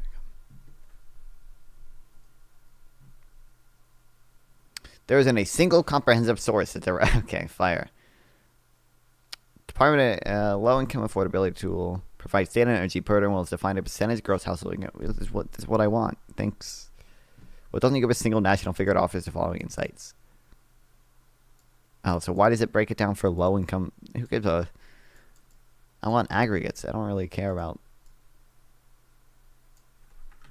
just low income people. I don't care about low income people at all. Exclude. I want to know for only the top 1% of Americans.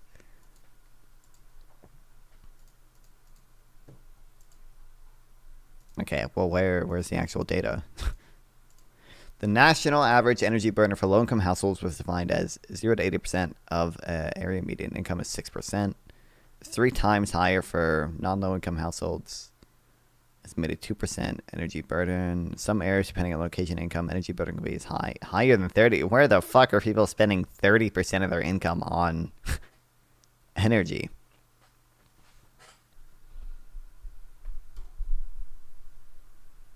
Maybe if you live in literally fucking bumfuck nowhere, Alaska. But then I guess, I don't know, maybe rent will be really cheap then. So you can, so it might even out. You might only spend 1% of your income on rent, but 30% on fucking energy.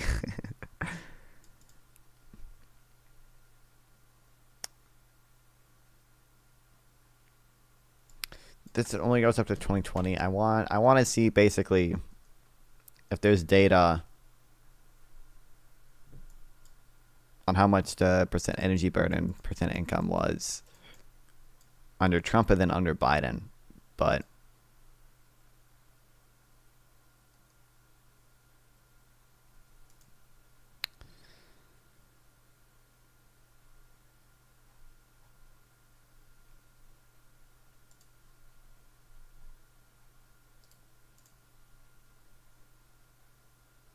oh, here we go. That's by state.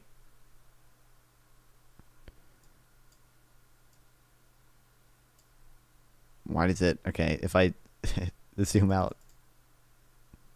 No data. Okay, fire. Does it not have data for Alaska at all? Oh no, it does. So how do I put it? I don't know if I want to include Puerto Rico. Can I just do national average?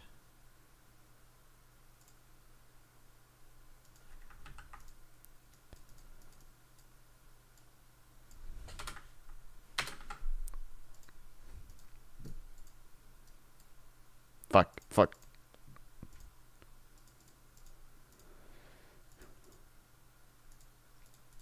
Well, where did he get this data from?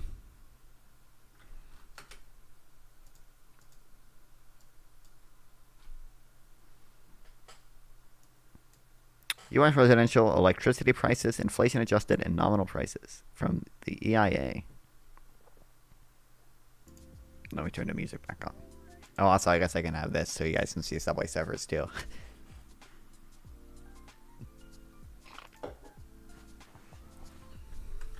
EIA. US. Residential. Electricity prices.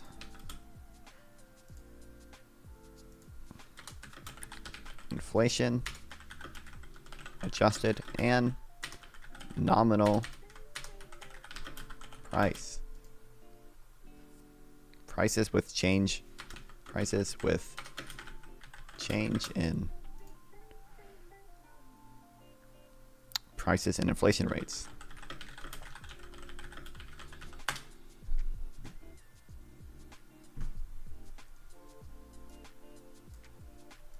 Here we go.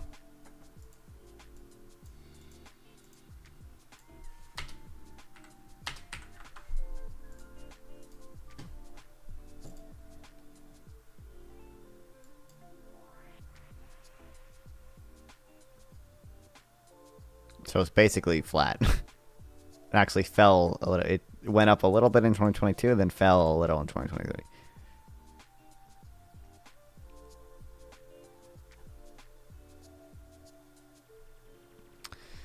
Annual average monthly income for U.S. residents.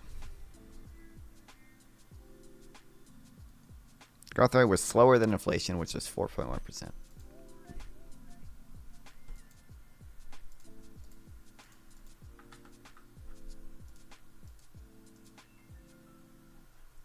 Here's the exact chart.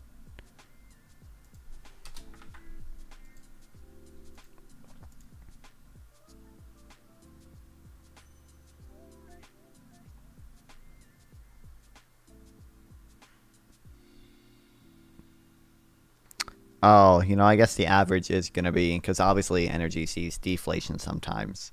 That's why we exclude it from like core CPI, right? That doesn't count food or energy because those are more volatile.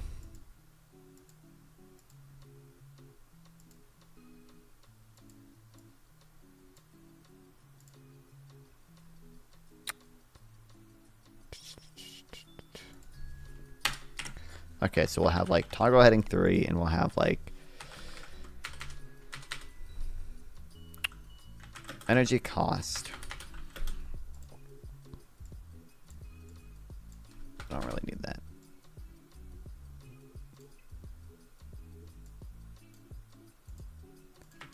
And then we'll do like toggle heading 3 Keystone Pipeline. I don't know anything about it, so.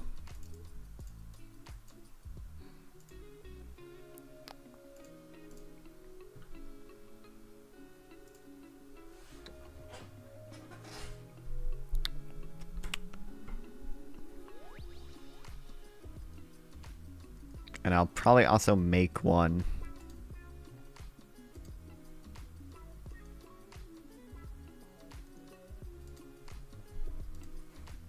God damn it. Yeah, I think I actually might have.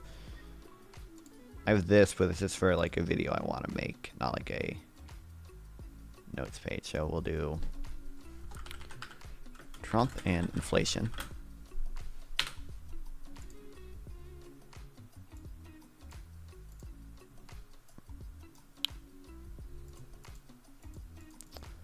And then I guess we'll just do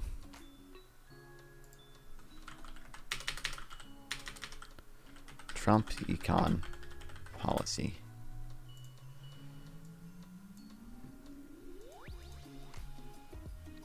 For the Trump and inflation,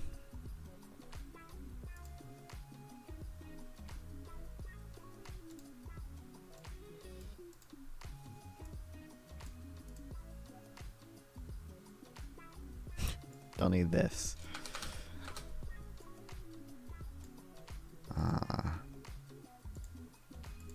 I need to make a page for that.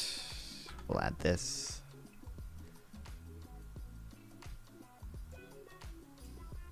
And then just delete those. And then we'll add this to the Trump econ policy.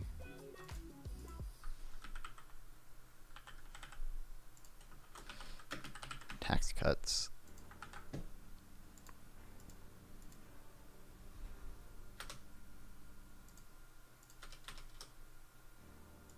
Then we probably need to make another page. Trump and democracy.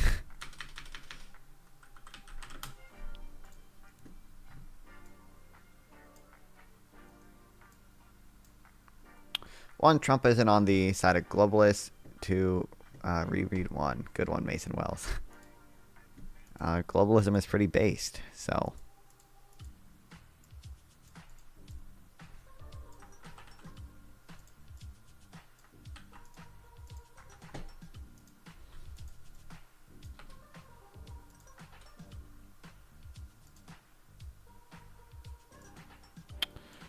Those were just notes on that.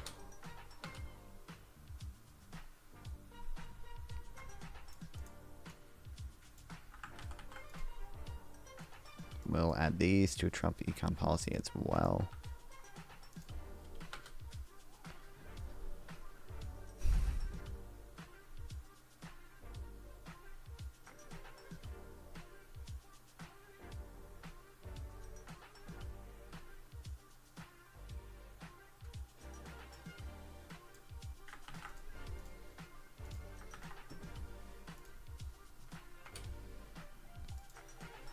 God damn, I keep clicking there so I can like try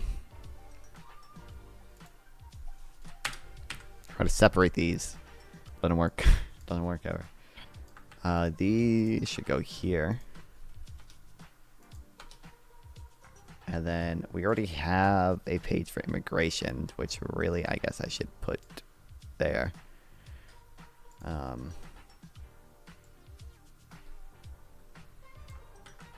Bot. What? Because I said globalism is based. I don't know if Sample's still watching. He told me about a book on free trade that I think we are going to read some of because I think it'd be interesting.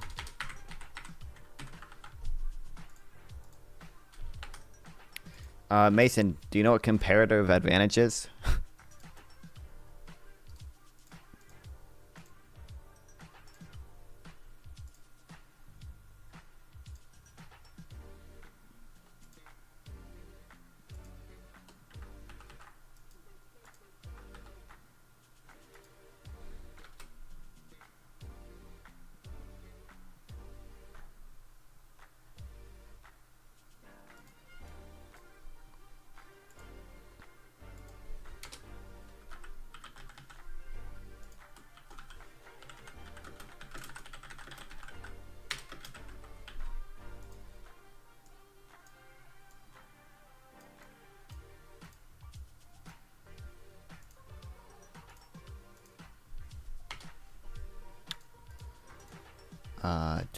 This can go in tax cuts.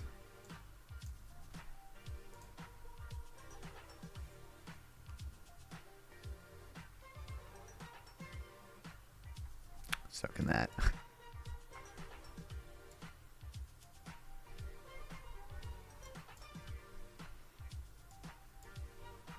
So can these. Maybe I should have one for tax cuts, or the effects of its tax cuts, and then also have one for his new proposed budget, and maybe a separate one for Project 2025 proposed shit.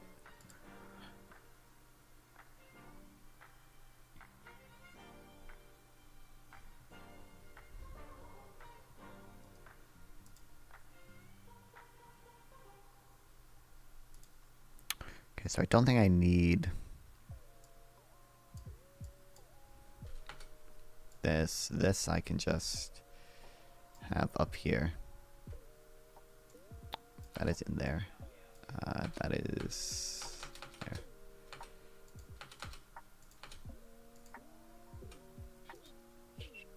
Here, let me just make one for the debt.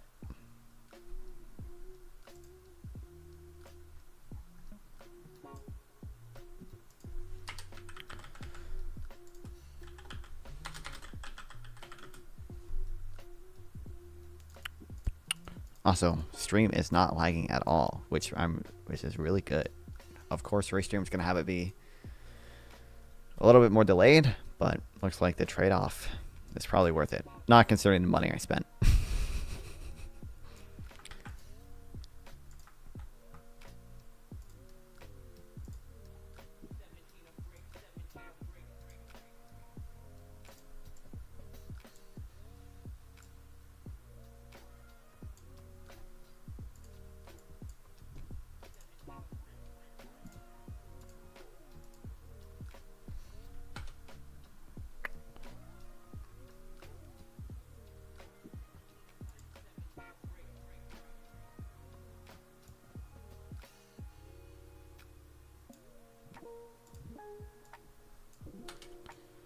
Here's the debunking to this graph, which I have not read yet. I have not read all of. I've skimmed through it. Some of the things seem fair, and some of the things don't really seem that fair. What's up, Centarius?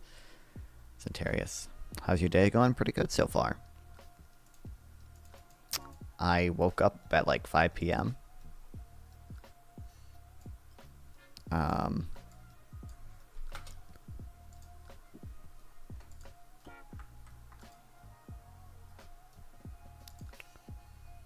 Yeah.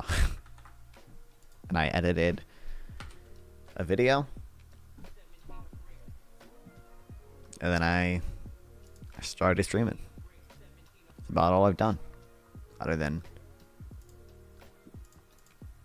not much. Other than I think I don't know, played fucking GTA for a little bit, but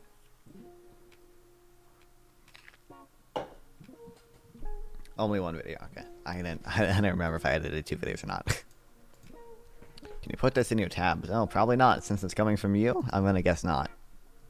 Today I'm going to talk about Yeah, no.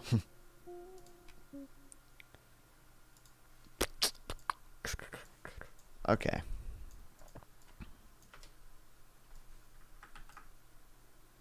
Oh wait, this is in the immigration thing. Hold on. No, that needs to be there.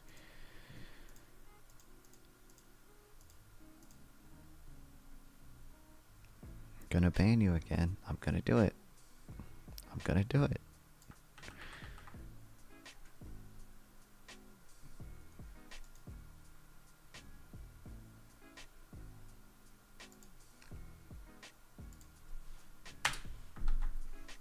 I'm not anti-philosophy. It's just that like you come into my stream and you intentionally just troll me with unrelated stuff, and you just degrade the quality of chat, and you just degrade the quality of the stream. So like, I'm just gonna ban you. It's not, you have admitted that it is trolling before.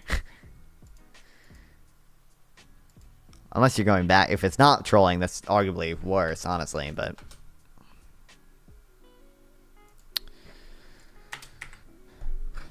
so I guess we'll make a page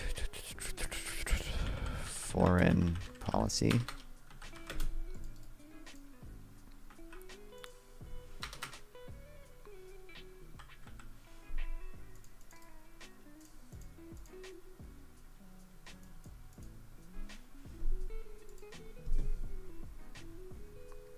Sometimes, but not usually. Okay.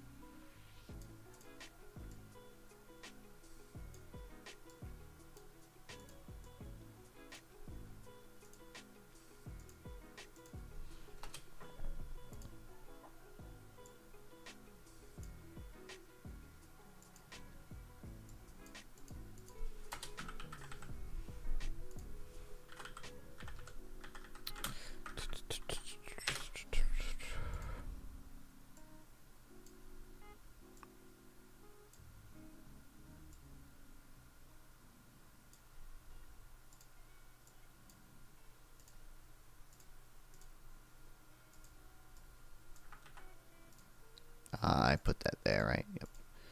Don't need that. And the final question. This is just him looking insane, so we'll keep that there. I guess we'll make a page on Project 2025. It's just going to be like a, do we have to worry about it thing.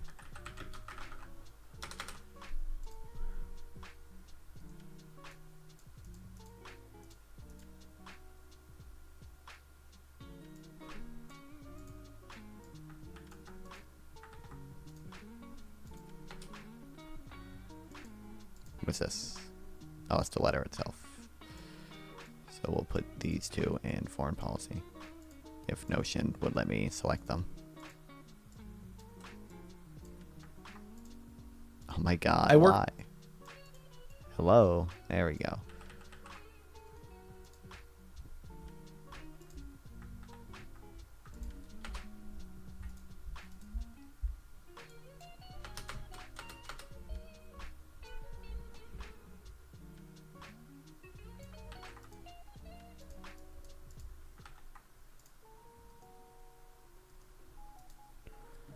I think these are both Project 2025 thing. Nope. These are just two insane clips.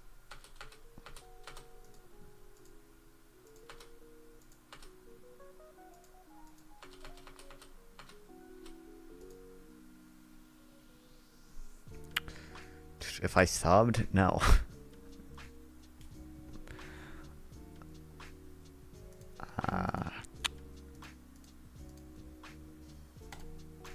I guess I'll make a page. I turned 17 yesterday. Oh, happy late birthday. Good for you. The big lie.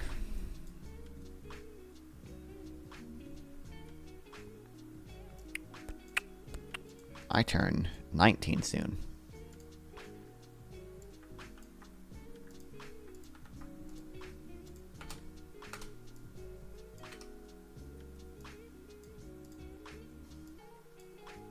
I don't know if I need these. Oh my god. God fucking.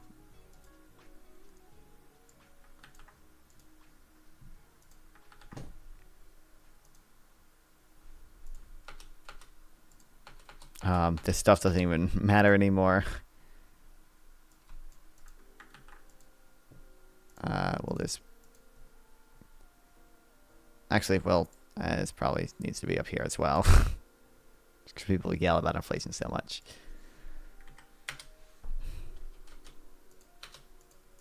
And now,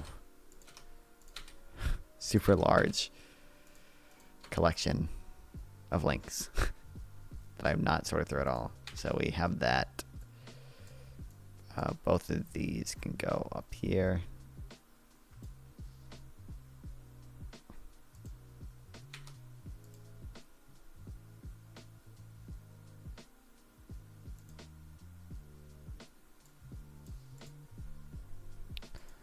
Don't know why that's there.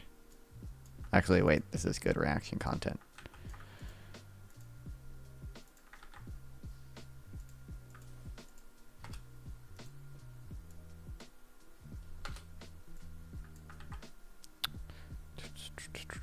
Given all your Israel discussion recently, I've not really done the Israel stuff that recently, but will you go to any synagogues for the high holidays? No. The pager tasks, can you rate them on a scale of 1 to 10? A scale of 1 to 10 based on what, Tron?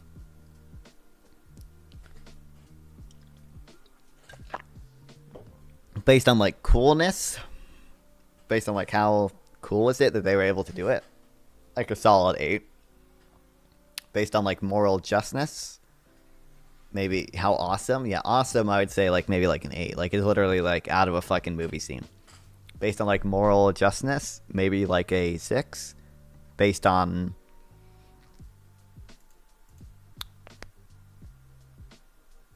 like strategy.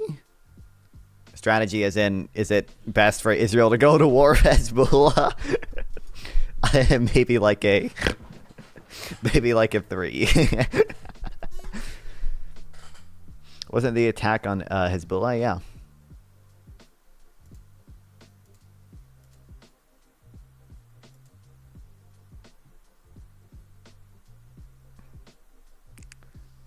What did I... Oh, for foreign policy.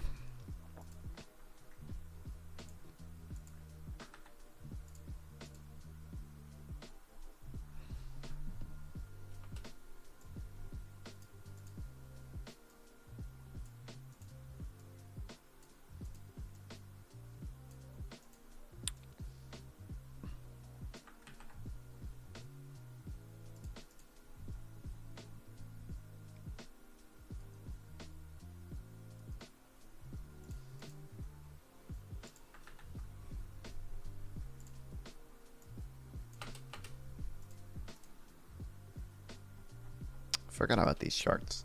Oh wait, I need that last one though.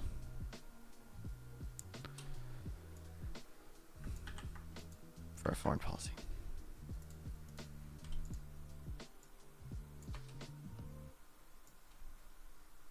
Don't know where to put this one. If you study the history peace for Israel only come if you study the history peace for Israel only come from winter war, kind of, yeah. They've only been able to get concessions, but well, I mean, but they've been to war with Hezbollah before, and they're not really. They had a fragile peace with Hezbollah prior to October 7th, and then after October 7th, they're not like at full scale war yet, but you know.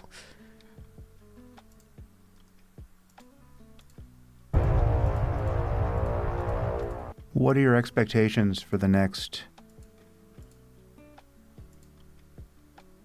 Okay, wait. What are your expectations for the next?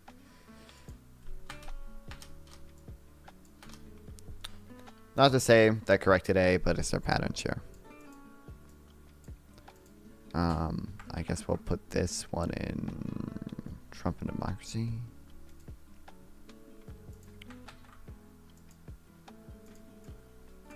Can I not mention?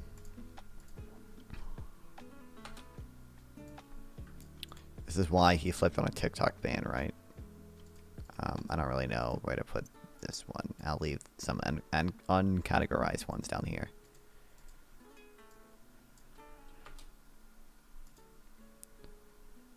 Oh, that's I know this already. 2 Pisco tweets.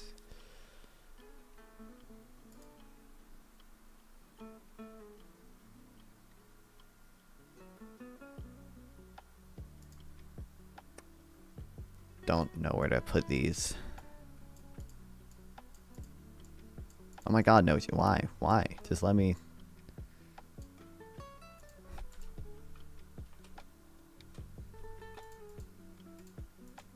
Well, here, let me write down like what they are.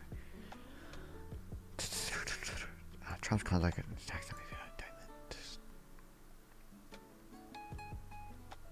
Oh, this is a documents case, isn't it? Okay, so.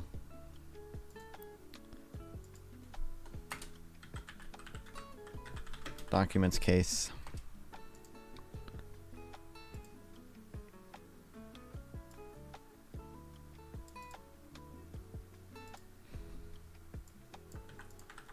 Documents case versus Hillary. Emails.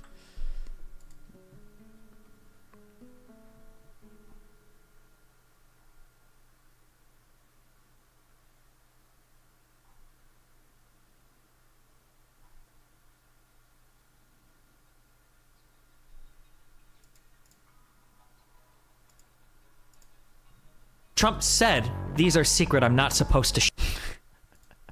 This is I don't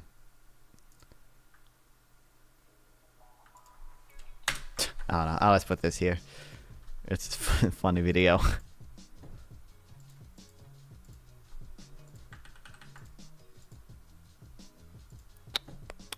I'll just put this somewhere in here.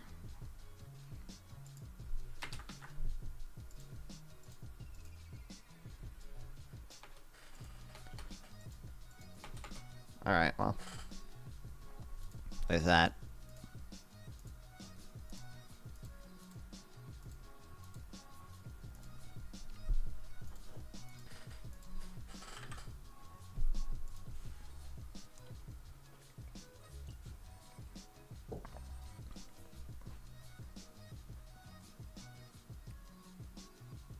Oh, by the way, dude, I have up on soda.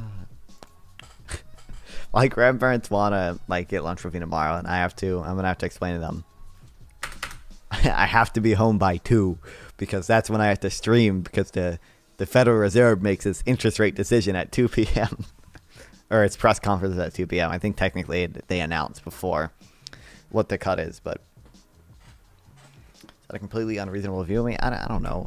When is philosophy is because you don't seem to have good it's just dumb. It's just dumb. You just degrade the quality of the stream every single time. So of course I'm just gonna fucking ban you, dude.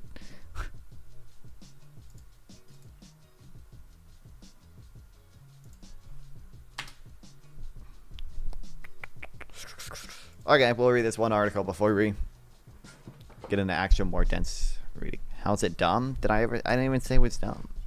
Did I say it was dumb? I don't know. I just said you degrade the quality of the stream. It's just annoying. It's just like not good.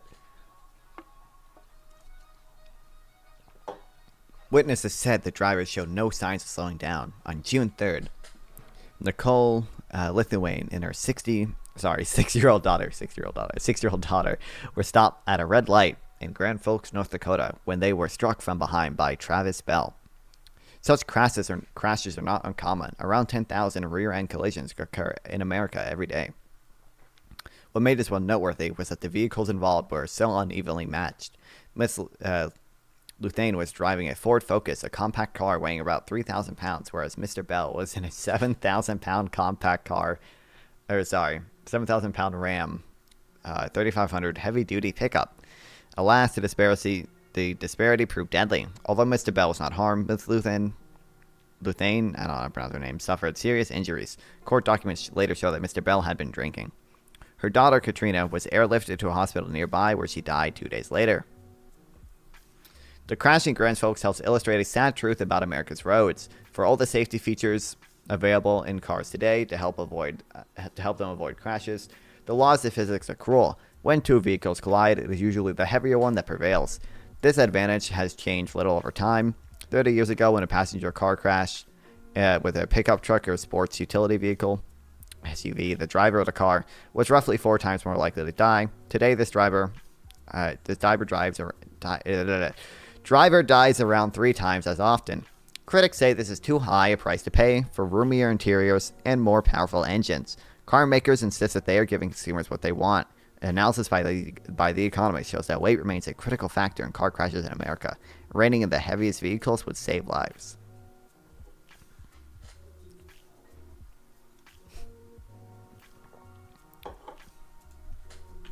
You guys seen the pictures of like American cars in Australia?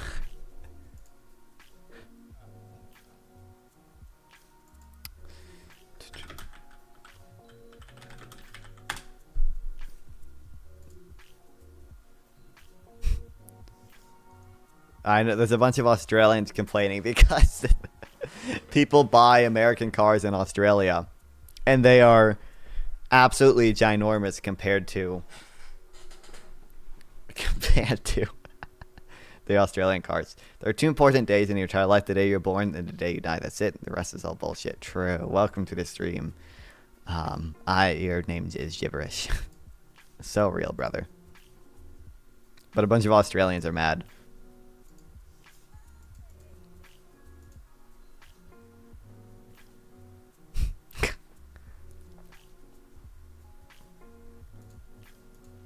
Mismatches between big and small cars on Americans' roads are not new. In the 1960s, the 1,400-pound Mini Cooper shared the road with 5,000 pounds Cadillac Fleetwood and the 1,500-pound Lincoln Continental. But whereas today heavier vehicles attract the bulk of criticism, back then it was lighter ones that drew scrutiny. Indeed, many cars at the time were woefully unsafe. In 1969, America's National Highway Safety Bureau conducted crash tests on a Subaru 360 and a King Midget, 2 sub-1,000-pound mini cars. When pitted against vehicles twice their size, the tiny cars crumbled like soda cans. Over the years, policymakers struggled to solve this mismatch or incompatibility problem. Often, they made things worse. When Congress set fuel efficiency standards in the wake of oil shocks in the 1970s, cars were swiftly downsized. Within 10 years, cars shed 1,000 pounds, truck dropped 500 pounds. Although these changes saved motorists money at the pump, they also led to more traffic fatalities. A paper published in 1989 by researchers at the Brookings Institution and the Harvard School of Public Health estimated that the shift towards smaller, lighter cars by the 1970s and 1980s boosted fatalities 14 to 27%. A report released in 2002 by America's National Research Council concluded that the downsizing of America's fleet led to thousands of unnecessary deaths. As cars got bigger, regulators shifted their focus from the lightest vehicles to the heaviest ones. The impetus for this was the rise of SUVs. Between 1990 and 2005, the market share of such vehicles in America grew from 6% to 26%, pushing up the weight of an average new car from 3,400 pounds to nearly 4,000 pounds, or 4,100 pounds. As the suburban soccer moms traded in their station wagons for Ford Expeditions, many felt safer, and they were right. One of the reasons the roads are much safer is because the vehicles are bigger and they're heavier than they were. Adrian Lunn of the Insurance Institute for Highway Safety, an industry research organization, told conference goers in 2011. The Competitive Enterprise Institute, a think tank, even advocated for supersizing America's fleet to improve safety. In the Wall Street Journal, writing in a Wall Street Journal that larger vehicles are the solution, not the problem. But researchers quickly learned that the extra protection provided by heavier vehicles comes at the expense of others on the road. In a paper published in 2004, Michelle White of the University of California, San Diego, estimated that for every deadly crash avoided by an SUV or pickup truck, there are additional 4.3 among other drivers, pedestrians, and cyclists. Another paper in 2012 by Sanjun Lee of Resources for the Future, a think tank, estimated that when a car crashes with an SUV or pickup rather than another car, the driver's fatality rate increased by 31%. In 2014, Michael Anderson and Maximilian Affuheimer of the University of California, Berkeley, estimated that when two cars crash, a 1,000-pound increase in the weight of one vehicle raised their fatality rate in the other by 47%. Damn. Researchers also found that safety benefits of vehicle weight suffer from diminishing returns. This means that once a vehicle reaches a certain weight, packing on more pounds provides little additional safety while inflicting more harm on others. At some point, heavy vehicles cost more lives than they save, wrote Brian O'Neill and Sergei Kirichenko of the IIHS in 2004. This makes intuitive sense, Mr. Anderson of Berkeley. Once you outweigh the other guy by a factor of 2 times, adding 200 pounds more really going to make a difference for you? Probably not, but it'll make sure that the other guy is completely destroyed. So how big is too big? At what point do the cost of the heaviest vehicles, measured in lives lost, vastly exceed their benefits? To answer this question, The Economist compiled 10 years worth of crash data from more than a dozen states. Like the data compiled by Messrs. Anderson and Affuheimer, our figures come from reports filed by police officers who are tasked with recording information about car crashes when called to the scene. Although all states collect such data, we focus on those that collect the most detailed figures and share them with researchers. The resulting data set, which covers more than a third of America's population, provides us with a sample that is both big and representative. In total, our data set includes millions of car crashes across 14 states between 2013 and 2023. Although accident reports vary from state to state, most of the crashes in our database include information about the location of the crash, the number of cars involved, each passenger's age and gender, whether they were wearing seatbelts, and the type of injuries that they suffered. To obtain the curb weight of each vehicle, we collected a vehicle identification number included in each crash report and then matched them to vehicle specs from VIN Audit, an auto data provider. Combining these data yielded roughly 10 million crashes. After dropping observations with missing data, we were left with about 7.5 two vehicle crashes involving more than 15 million cars. What do these data tell us about the relationship between vehicle weight and road safety?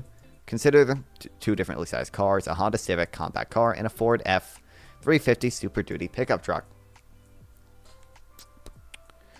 In a crash, the fatality rate of the occupants of the heaviest pickup truck is about half of that of the compact car. Damn. Our data shows that heavy vehicles are safer for their occupants than lighter ones. That's wild. Yeah, my driver's ed class, they told new drivers to get a heavier car. It's like, well, you're kind of perpetuating a cycle here where we just infinitely, people need bigger and bigger cars because the average size of the car, the size of the average car on the road grows. So now people need an even bigger car to be bigger than the other cars, and it's kind of a bad spiral. But they're also far more dangerous to the fatality rate of people in other cars. Yeah, than you're just killing. Damn. The fatality rate is roughly 7 times higher when colliding with a heavier pickup truck than with a compact car. As the weight of your car increases, the risk of killing others increases dramatically. For every life that the heaviest 1% SUVs and trucks save, there are more than a dozen lives lost in other vehicles.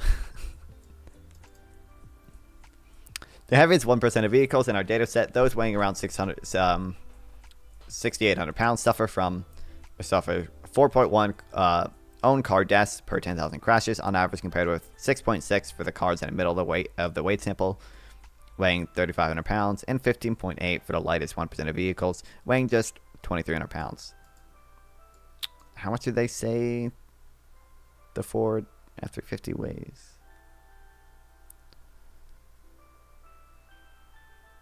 Like 6,000. Okay. How much does the Ford F-150 weigh? That's what my dad has.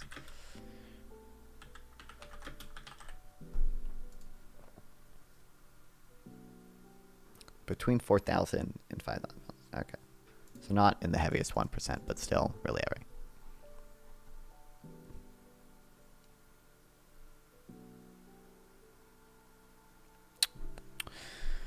But heavy cars are also far more dangerous to other drivers. The heaviest vehicles in our data are responsible for 37 partner car deaths per 10,000 crashes on average, compared with 5.7 for median weight cars and 2.6 for the lightest cars.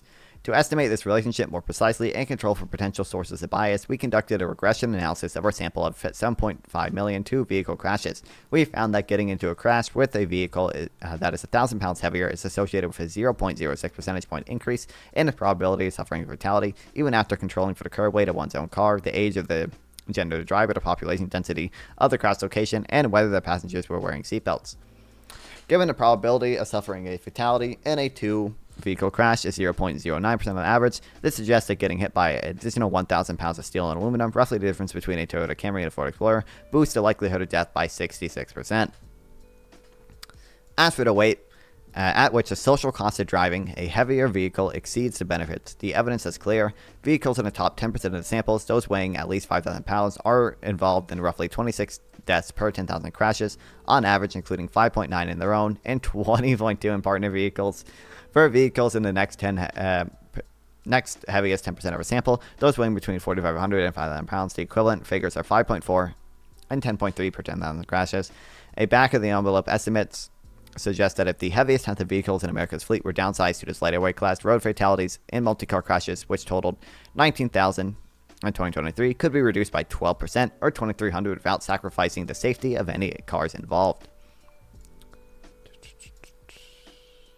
5.9 to 5.4. Yeah, so...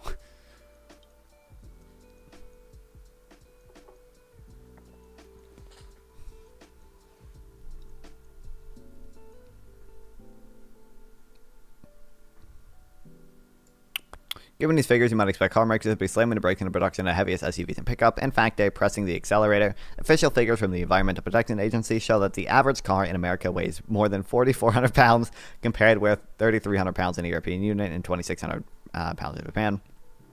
In 2023, vehicles weighing more than 5,000 pounds accounted for a whopping 31% of new cars, up from 22% from the years earlier. God damn. It'd be easy to blame car buyers for this trend, but Mr. Anderson says that Americans looking for new cars face a Cold War-style arms race. As you see the vehicle fleet around, yeah, that's what I mentioned earlier, getting heavier, you want to protect yourself rationally from by buying a bigger and heavier car. Such rational individual decisions have led to a suboptimal outcome for society as a whole. When asked to comment on the Economist's findings, representatives from big three car manufacturers pointed to safety features that help drivers avoid crashes rather than those that make them less deadly. Vehicle weight does not solely determine crash performance. Wow, that's not a claim that they ever made. Mike Levin, a Ford spokesperson, wrote an email highlighting car crash avoidance technologies such as automatic emergency braking and front and rear brake assist. General Motors pointed out that car makers have improved compatibility of their vehicles over the years, setting a voluntary deal struck by manufacturers in 2003, more than 20 years ago. Stellantis, whose biggest shareholder owns the Economist's parent company, declined to comment except to say that the company's vehicles meet or exceed all applicable federal safety standards. Regulators are ill-equipped to fix the problem. America's tax tax system subsidizes heavier vehicles by setting more lenient fuel efficiency standards for light trucks and allowing bosses who purchase heavy-duty vehicles for business purposes to deduct part of their cost from their taxable income. The National Highway, yeah, this is a problem I've read about before. We have, because there's more lenient standards for light trucks, companies have started making light trucks. The National Highway traffic, we should just tax carbon. Maybe we should just tax negative externalities. Brilliant idea. You guys ever heard of that? The National Highway Traffic Safety Administration, America's top auto safety agency, uses a 5-star rating system to score crash performance that only takes into account the safety of occupants of the vehicle in question, not that of other drivers. Our rating system reflects a bias towards the occupant. Well, it's not biased towards the occupant, it only considers the occupant, but explains Laura Sant of the Highway Safety Research Center at the University of North Carolina. It is not designed to rate the car in terms of its holistic safety effects. NHTSA declined to comment on the economist's findings. There are signs Americans may be wising up. A survey conducted last year by YouGov, a pollster, found that 41% of Americans think that SUVs and pickup trucks have become too big, 49% said that such vehicles are more dangerous for other cars, and 50% that said that they endanger cyclists and pedestrians. This is another big problem. Not Just Bikes made a video about this as well. They're really bad for cyclists and pedestrians. Their line of their blind spot is like way bigger. They can't see people like directly in front of them. They take longer to slow down. It's not good. Researchers are raising the alarm. Oh, and also it's there's a term for it, but you get higher up, you get hit higher up on your body basically. So, you know, with like a small car, if it hits you, it's like the bumper is going to hit your legs, and you can just kind of roll up onto the hood in the windshield, and sometimes you don't actually get hurt that much. But if a truck is coming towards you, your upper body just gets hit by a fucking 50-mile-an-hour brick wall. So, yeah, there's that as well.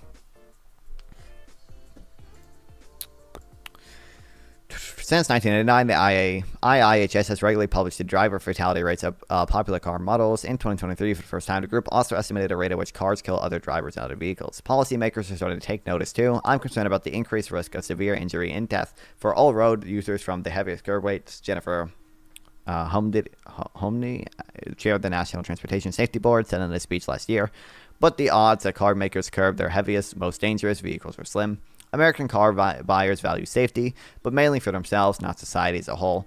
And although regulators are tasked with protecting consumers, they rarely do so at the expense of choice, no matter how deadly the consequences.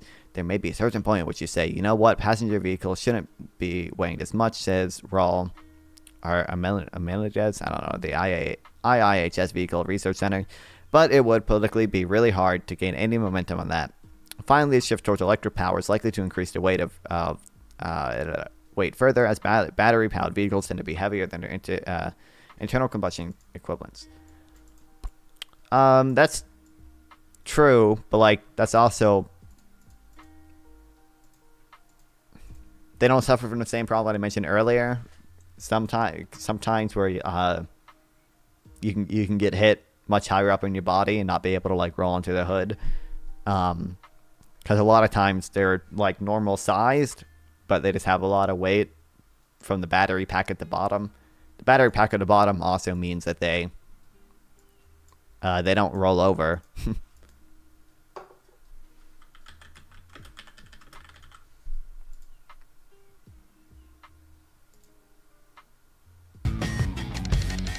They literally, like when they tested it on Tesla, they could not make it roll over because the center of gravity is so low from the battery pack at the bottom.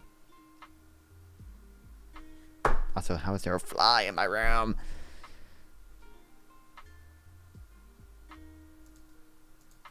Manufacturers are playing by the book, says Mark Chung of the National Safety Council, a nonprofit. They're making a business decision, and it's rational, and it's a rational decision. Unless they're forced to think differently, they're not going to do so. So I think this is where our federal partners really got to step up. Crazy.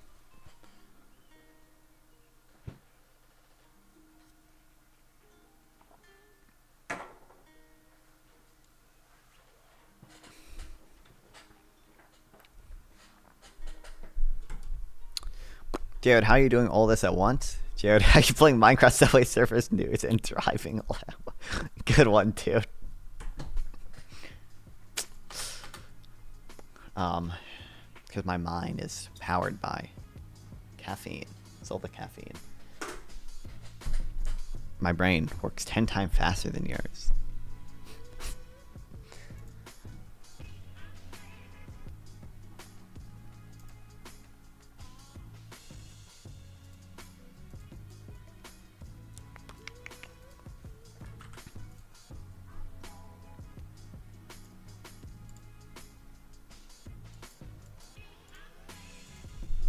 Tanzania to Latvia. Okay, so Russia,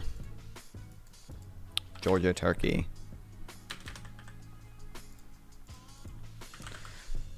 Turkey, Syria, Israel, Egypt.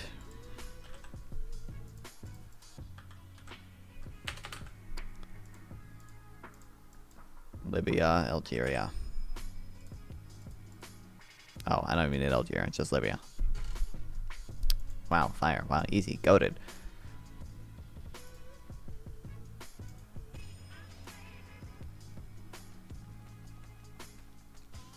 Are you guys playing Fortnite or Dress to Impress? You're not playing nothing. I probably need to do the same thing with the this. I think I want to make a I'm gonna do, you know what Destiny did about when he learned about J6 and then he did like focus groups with people. I'm gonna do that for the for economics. I'm just gonna be like, I'm gonna like write down statistics and stuff and then just be like, hey, you know, like I'm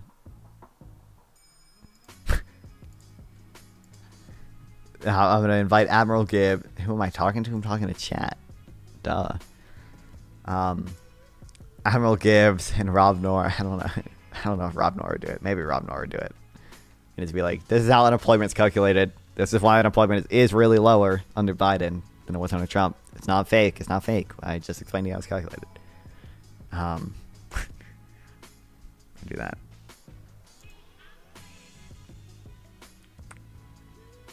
Thank you for your service, 07, brother. Oh, what's up, White Flowers? Welcome to the stream. Thanks for the follow.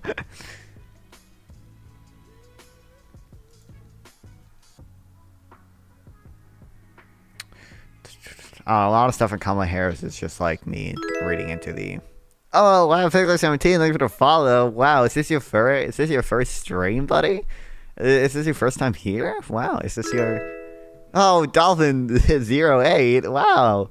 Wow, thanks, buddy. Wow, you guys are so sweet. Wow, Oh, April Z64. Oh, I haven't seen you here before. Your clip channel is failing because your descriptions are empty. I don't use the clip channel. I don't want the clip channel to succeed. I need to make a new raid from Destiny. I need to make a new clip channel for like content like this, which is content I don't want to put on the main channel, but it's still like good. The only reason for the clip channel is so I have like a place to like host like these clips that are too big for YouTube Shorts. Like I don't want this video to actually be promoted into the algorithm. I just want like if I need to share the video, I have a YouTube link for it. It's not actually for success, for algorithmic success. That's the rationale there. But I will make I will make like a clip channel that'll be more like stream highlights that aren't actually meant for main channel content, like this style of clips. But it doesn't really make sense to do that until my audience is bigger. So most of the stuff on the non-fine clips channel is old gaming content. Fred 1. I don't know what he said at the end of that sentence. I don't think he knows what he said either. True. When the penis car goes too fast in GTA Online.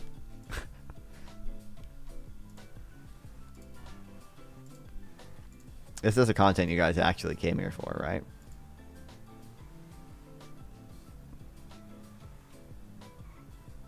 That just happened. Open up a pack and boom. 99. See what else I can get. What the fuck is this? My God. Well, that goes what I'm asking. He's going in mine. He can. Roster. I can't believe that just happened. I can't believe it, bro. That's insane. Bro, what? Oh my God. Oh my God, bro. It's Jover. What's that?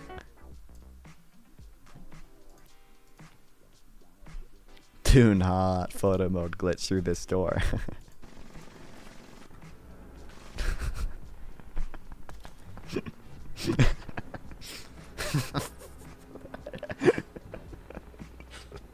There's nothing behind it.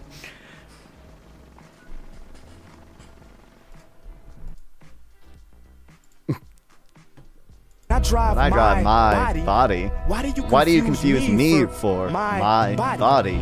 It's my body. Not me. Or get it, not me. Get it, not me. What is this? This time, this place, misused, mistakes. Too long, too late. Who was I to make you wait? Just one Are these videos with 0 views? Again? just in case there's just one left. What is that? 26 views.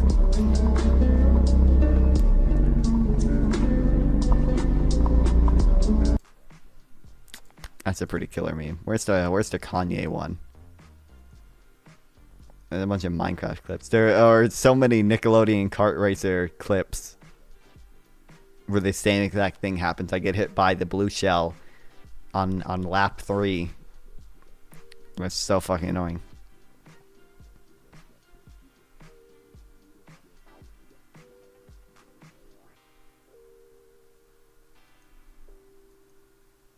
Where is maybe it's a short.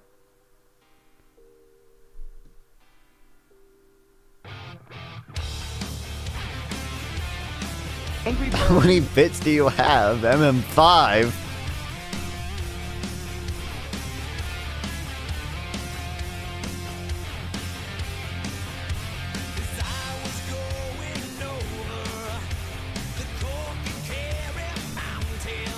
What? Is this not just an ad? Has a motion like this. Girls are just not known for playing a lot of video games. This game was popular with girls. It was a scientific calculation that this set off a certain dopamine specifically in the female mind. What else go like this? Tinder. What else? Instagram.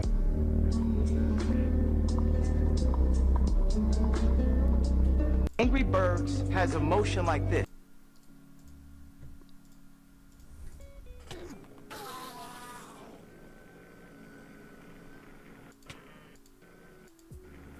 Why did I clip this?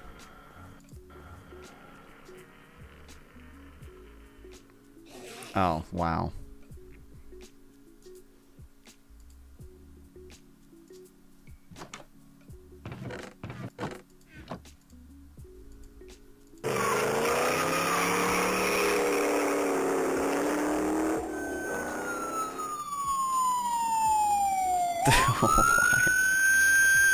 Stupid people.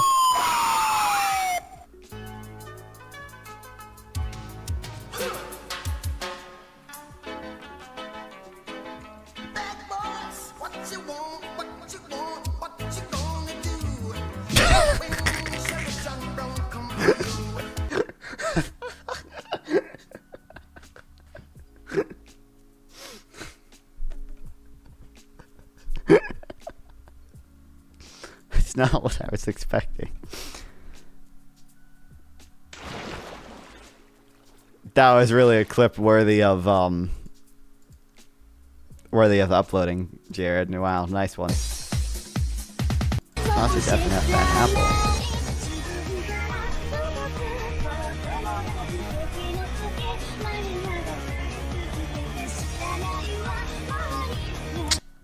102 views. So worth it, dude. This took, like, actually, like, a full-ass day to make.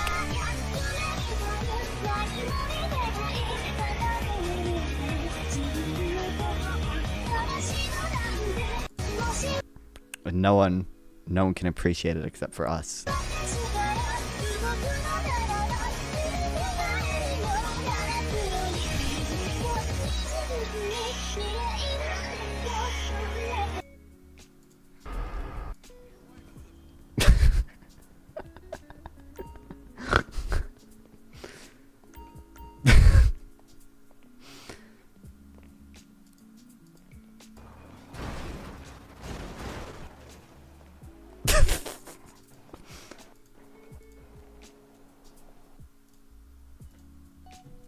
I would never cheat in GTA Online.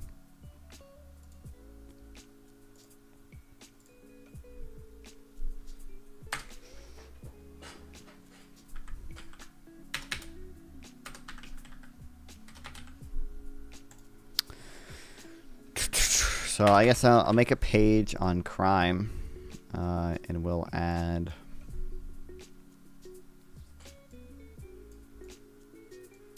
I don't really know why this one is in here.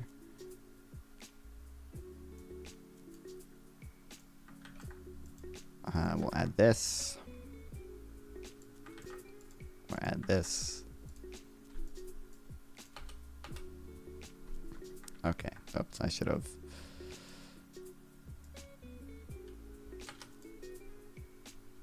I hate Notion. Okay, there we go.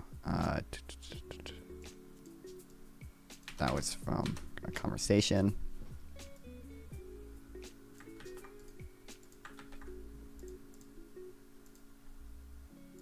And then I guess we should make a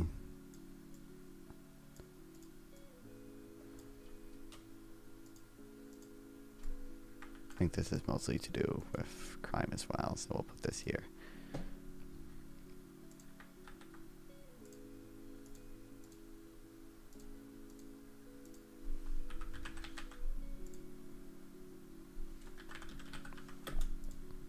A policy page.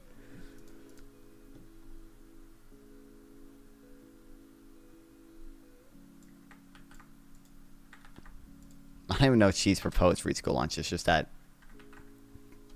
Tim Waltz in Minnesota made free school lunch. What is this? Oh, is this a survey? Oh, this is a survey on tariffs, I think.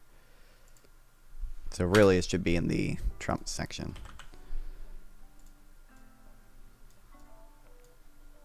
I already had it open, but whatever.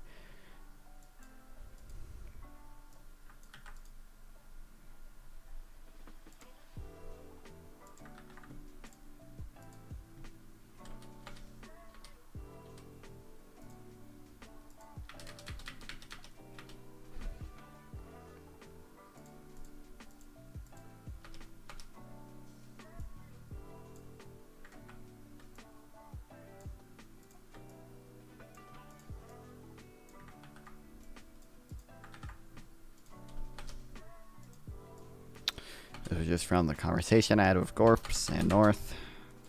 R.I.P. brother.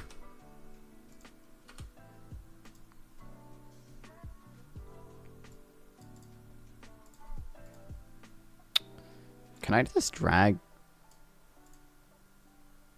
Hell yeah, I can. Should have realized that earlier. Don't know why these are even in here. This was just a script. So I'm just gonna put that in there.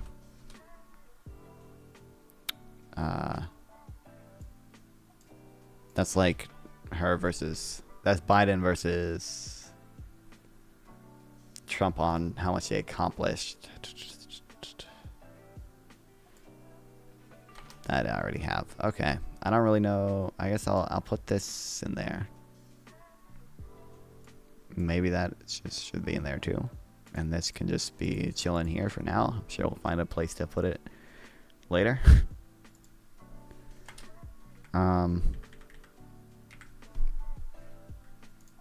Here, let me just...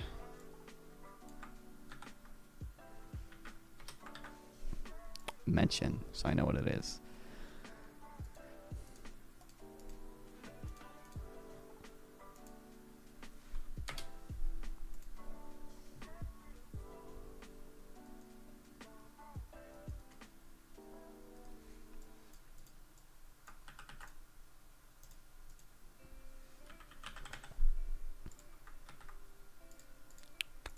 Harris needs to be Pennsylvania fracking's biggest champion.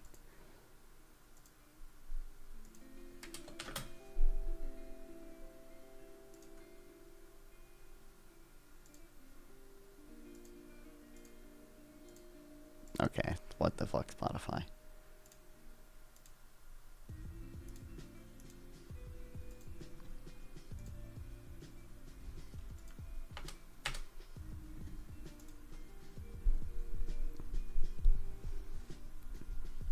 Biden already boosted fracking. Harris needs to prompt to do more of the same.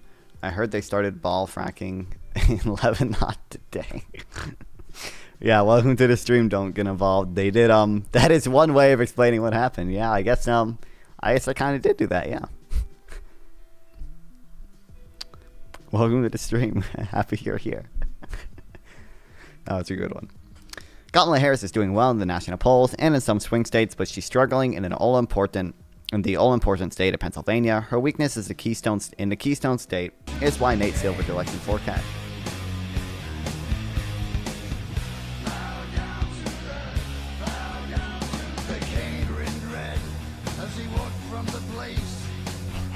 How many? This is also a fucking 15 views, dude. What the fuck?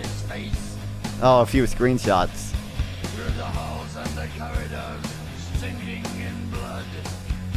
I think my Halo screenshots are better, honestly. You know, my Steam profile, look at those, you know.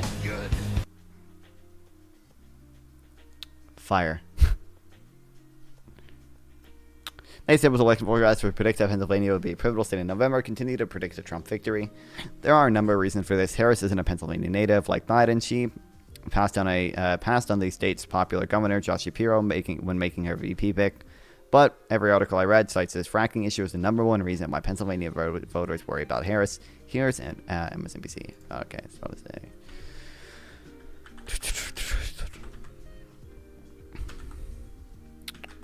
Pennsylvania is a very important swing state.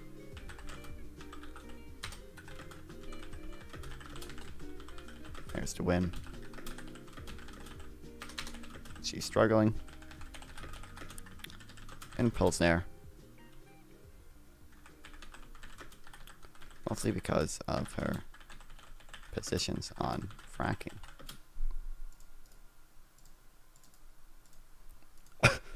In 2019, Harris was supportive of a federal ban of fracking, but in a CNN interview last week, she pledged not to ban the practice of the president, saying that her perspective was shaped by clean energy gains that were made in the Biden administration without the passage of the social ban. I made it clear that in our state, this is both a jobs issue and an energy issue, Senator Bob Casey, Pennsylvania, in an interview. There's no question it's a significant issue in the state, and I was heartened when, right after her campaign was launched, her campaign made it clear she was not going to have a policy banning fracking. That's a consensus position.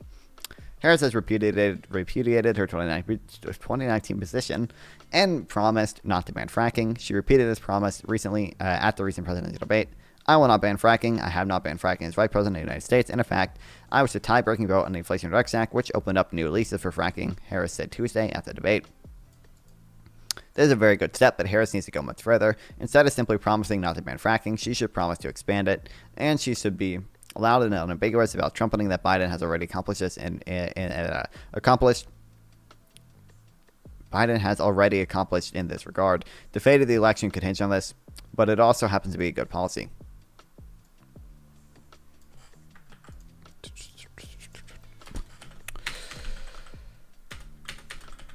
Harris should be louder about her support for fracking. Promise not only to ban it, but to expand it. As Biden has already done.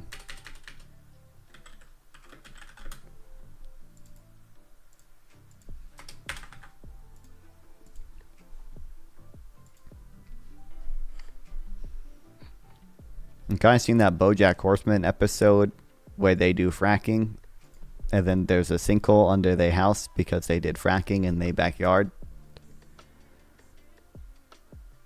Yeah, did you guys want to media share the Borderlands full movie? Is this actually the... No shot. It's been up for 6 days? It's not been reviewed because they're making more money from views here than the DVDs and cinema projections. All these comments are from like 4 hours ago though, so maybe it was probably uploaded 6 days ago, then privated, and only recently unprivated. Left him broken and dead. Thanks for the 10-bit, Zach.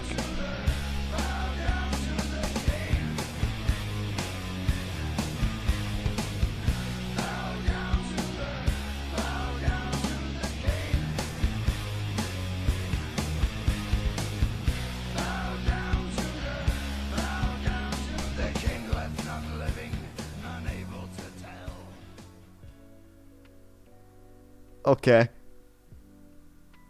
How many views did that one have? There, it's the video shows aligned now in theory.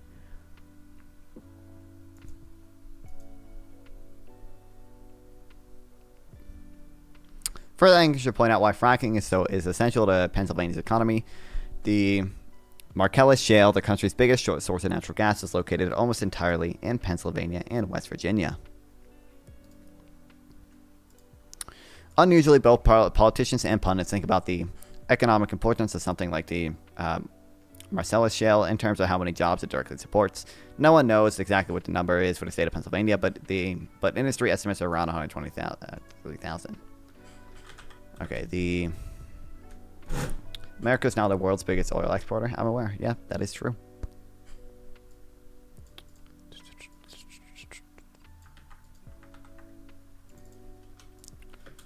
It's the country's biggest source of natural gas. Where does this link to?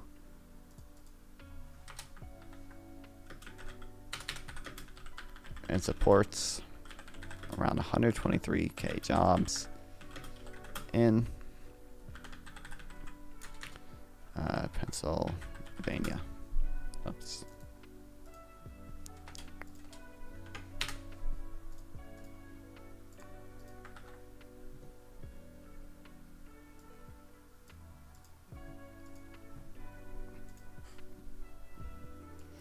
A lot of people, especially climate activist types, would dispute that figure and claim that is an overestimate, but in fact it's probably an underestimate because of the economic effects that the fracking industry itself doesn't understand. I'm talking about local multipliers.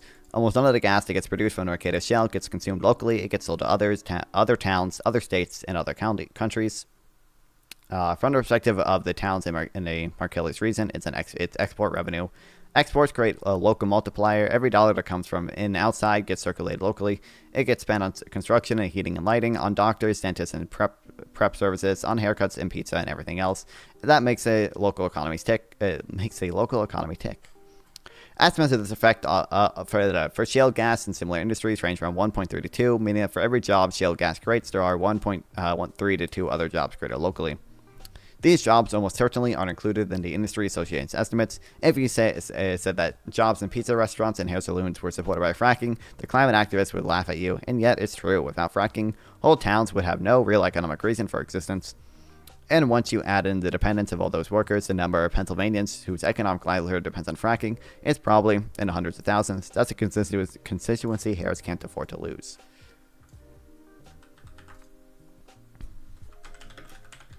This number is actually an underestimate.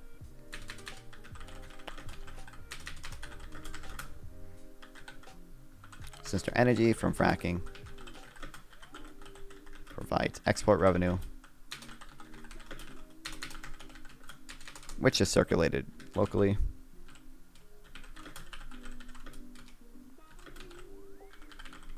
Supporting local jobs.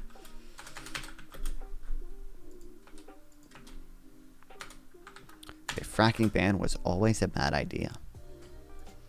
2019 was the high watermark of the socialist movement that was unleashed by Bernie Sanders' 2016 campaign. The socialists put climate front and center, putting forward unworkably expensive and over ambitious Green New Deal, only to see it flop. Undaunted, they proposed other policies, including a ban on fracking. This was more successful, with states like New York and Vermont banning into practice, and national polls showing lukewarm support, but it was obviously a lot less popular in states like Pennsylvania.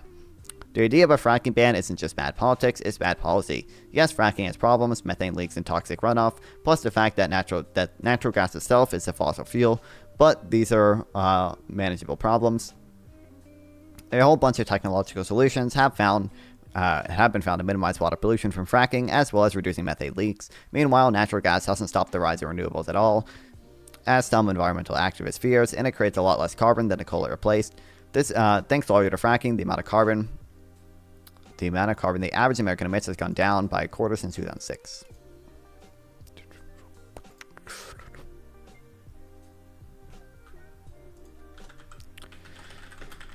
Fracking does have negative effects. The new technology mitigates things like methane leaks and toxic runoff,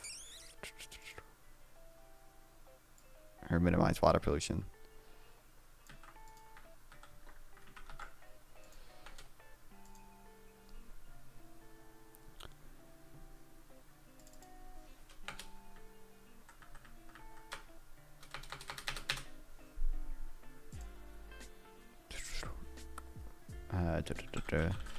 Fracking also emits much less carbon than the coal it replaced.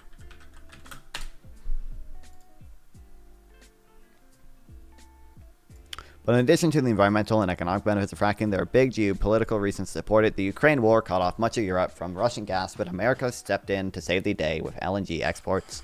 This boosted America's economic growth, saving our European allies from economic collapse, and fracking makes this possible. Back in the US,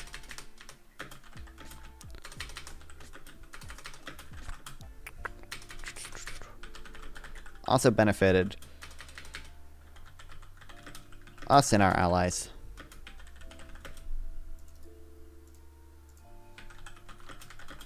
After the Ukraine war, or I should say,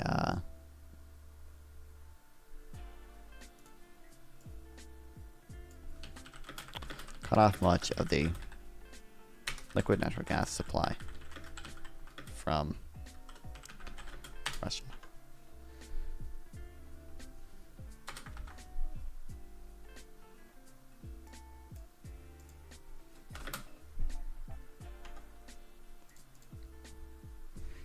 It's also worth noting that although the Mercatus Shale itself doesn't produce a lot of oil compared to other locations, oil fracking is what made the U.S. the new global powerhouse of the oil industry.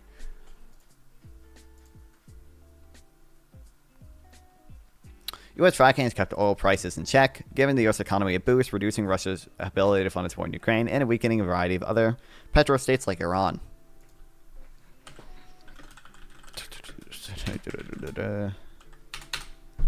Yeah, good one, fucking Josh.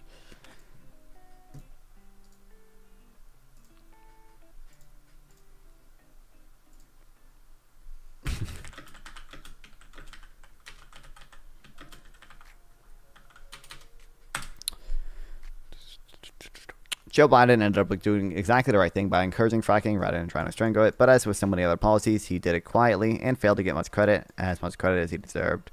Kamala Harris should change that. I haven't read this one yet.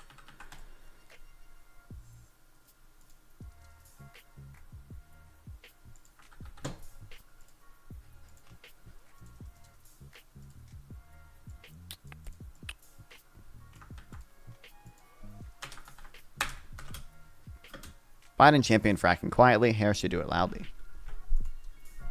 I made him giggle on stream, confirmed. Yeah, what an accomplishment.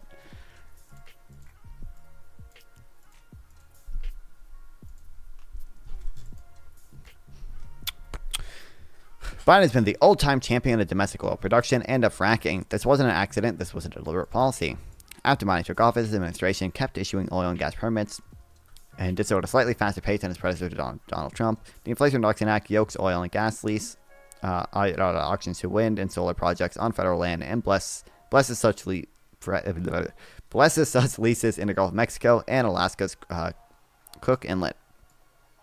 More consequently, in the past year, the Biden administration dramatically increased liquid natural gas exports to Europe. As reported by The Guardian, Biden paved the way for new pipelines and export facilities, established a new task force to boost gas exports to Europe, and approved $300 million in funding to help build out gas infrastructure on the continent.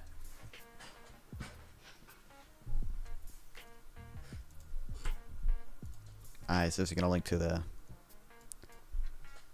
Yeah.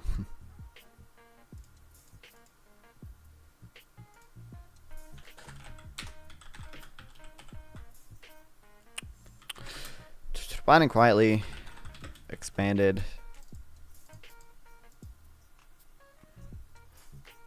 domestic oil production.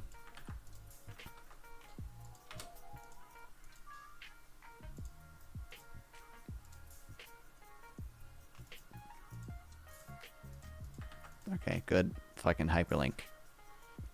Which was the same thing 2 times. Did so at a slightly faster rate than his predecessor, Donald Trump. Inflation Reduction Act.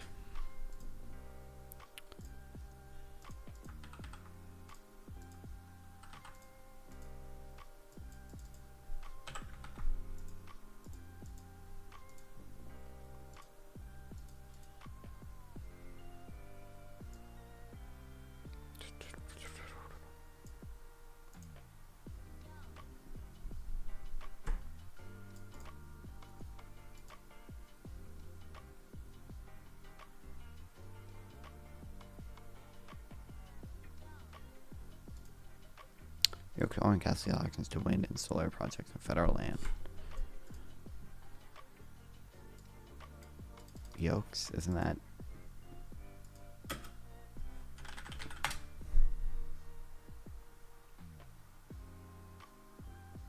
Attack especially by strangling.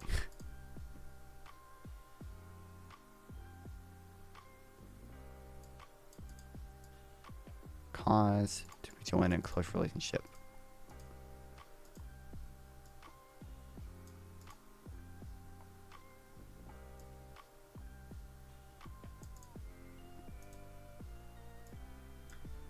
Oh yeah, I'll include that. Well, here, I'll do this.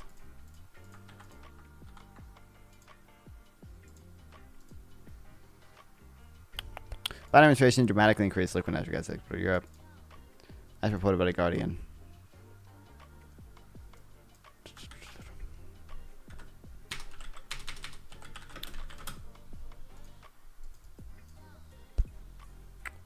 Paved the way for new pipelines, export facilities, establishing new task force for Europe, and approved $300 million in funding.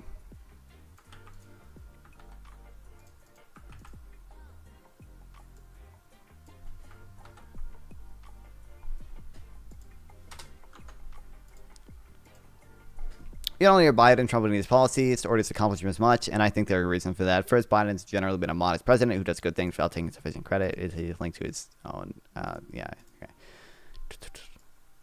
sufficient credit for doing some. Second, Biden is probably aware of alienating Democrats' progressive activist base, which really dislikes the fossil fuel industry. Matthew, I don't know, Galius or whatever, has argued that this is a mistake and that climate is much less of an important issue than Democrats think. But whether he's right, I think that Harris really doesn't have to worry about progressive voters by championing fracking in Pennsylvania.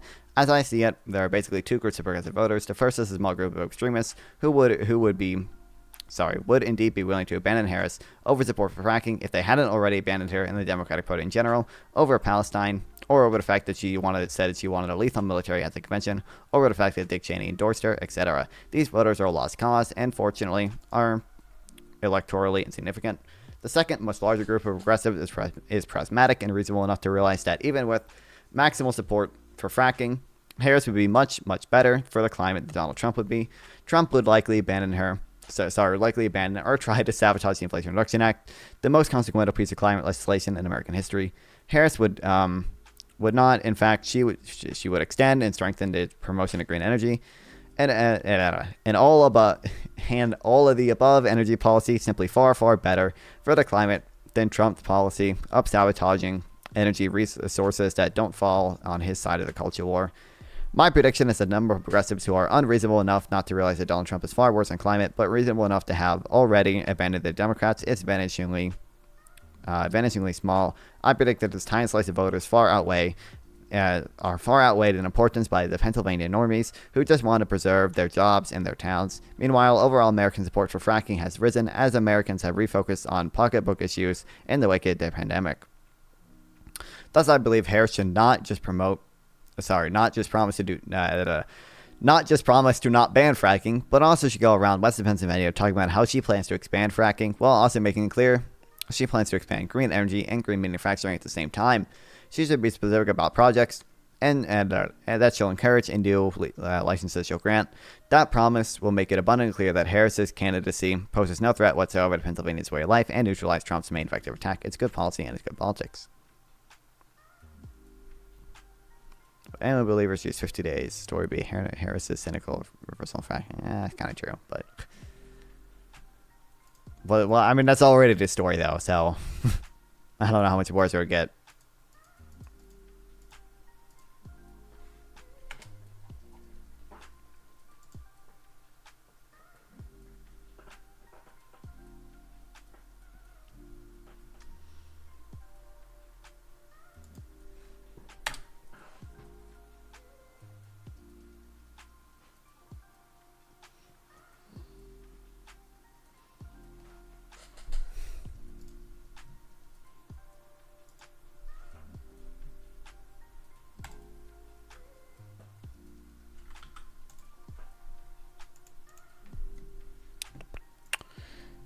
Oh, there's a new one because it's past 12 a.m. East Timor to Uzbekistan. Well, Indonesia, Malaysia, Thailand. It's probably Thailand, then it's probably China is going to be fastest, right? China, then Russia. Oh, come on. Oh, fuck. I don't know. Oh, wait, well, I need Laos first. Does Afghanistan border both?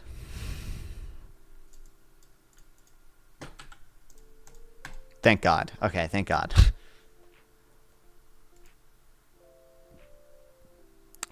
Tajikistan also would have worked through Kyrgyzstan, but like I don't know where the different stans, which ones are the different ones. I don't know Kazakhstan from Kyrgyzstan, from Tajikistan from Turkmenistan. Thank God Afghanistan border both. I could have done Pakistan as well. Point is perfect score as always.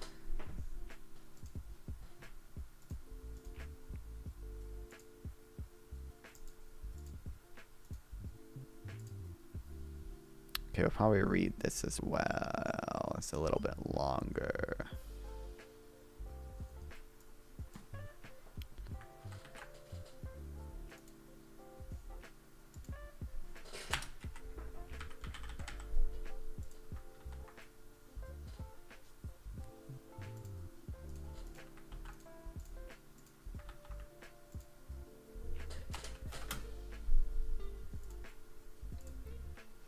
Only one president has taken actual concrete steps to address U.S. industrial weakness vis-a-vis China. For the first time in its entire history, the U.S. is facing a rival that can out-manufacture it. This is a very big deal. George W. Bush and Barack Obama never seemed to recognize how big a deal this was, and so we lost valuable decades in which we could have addressed the problem. Donald Trump did recognize it, or at least he seemed to dimly understand that manufacturing strength was important for national competitiveness, and that China was a threat, but Trump didn't actually do much about it. His export controls on Chinese companies were modest and partially reversed under pressure.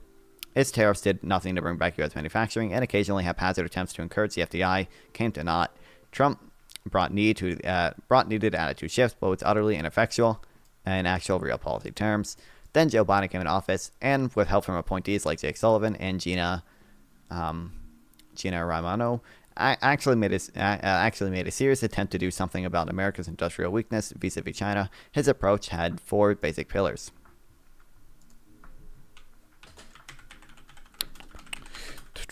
although Trump was strong on anti-China rhetoric,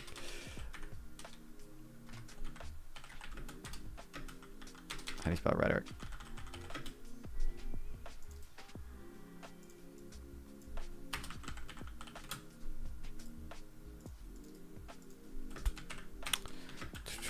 His actual policies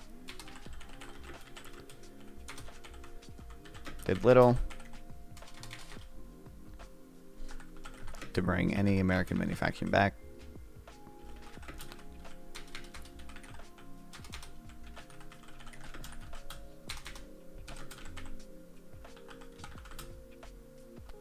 However, Biden's did.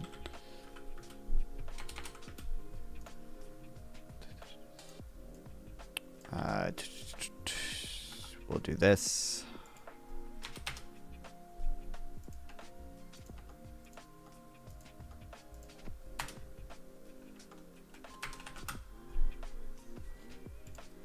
Is this linked to like the fact sheets or? Oh no. Oh. Industrial policy to CHIPS Act and Inflation Reduction Act to encourage American manufacturers and strategic industries, export controls on semiconductor manufacturing equipment to being sold to China, friendshoring and reshoring supply chains, especially of critical minerals, tariffs on various Chinese products.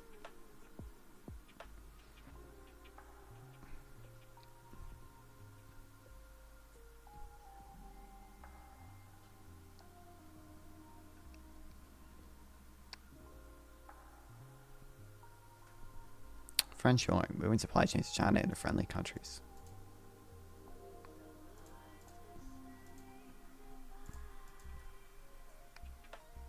It's too early to tell whether tariffs have had an effect, since these were very late in addition to the playbook. Friendshoring has made some progress, although it would take a decade and a half to really see results.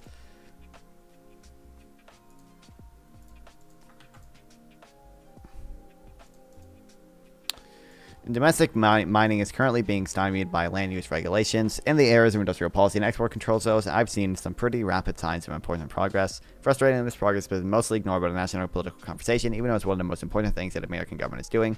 A lot of the subject is probably too wonky and technical for most people, and foreign policy tend to get less airtime than domestic policy.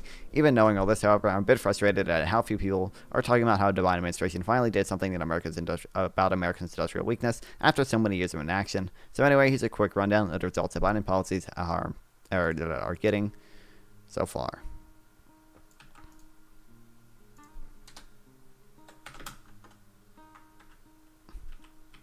What?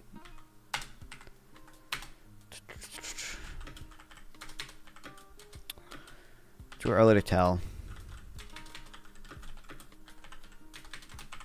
Some of the policies are working.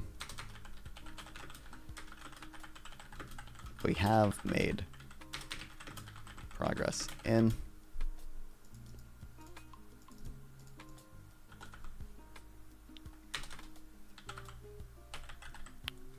friendshoring.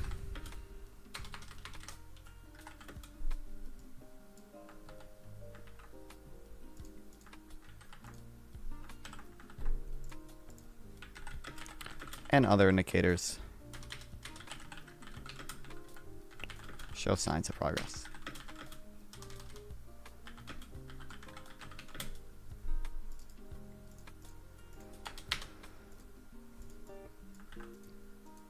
Industrial policy is succeeding in building factories.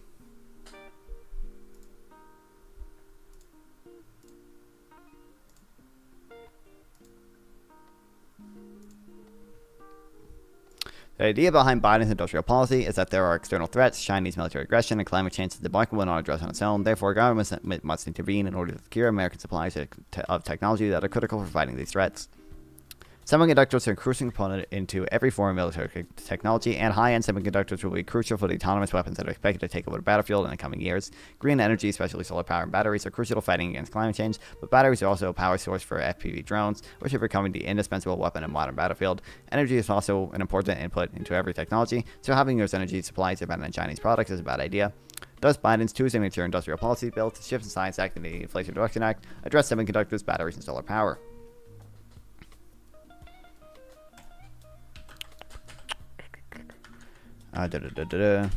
Semiconductors are important for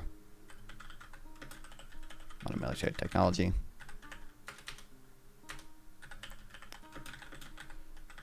And energy.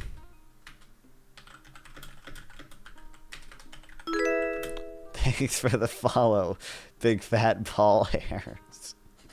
Good one, dude. Welcome to the stream. Energy is input for everything. So it's not wise to rely on Chinese energy.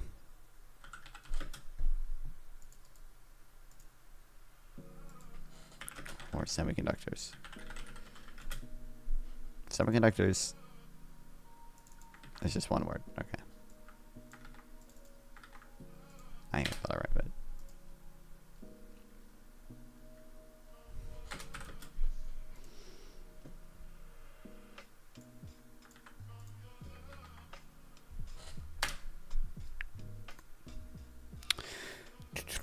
So far, both bills have achieved important results. For the first time in decades, America is now building factories at a rapid rate. Now, it's important to realize that building factories is different than producing actual stuff. Factories, once built, could sit idle if there's no demand for products, or if they can't find sufficient workers. So it's no guarantee that Biden's industrial policy would succeed at cranking out actual chips and batteries. It's just too early to tell, but the factories are getting built.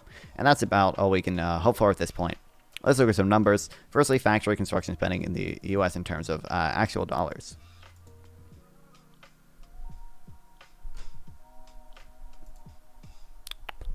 This is actual brain rot. There's only a little bit of brain rot to keep people like you entertained when we read a little bit of econ stuff.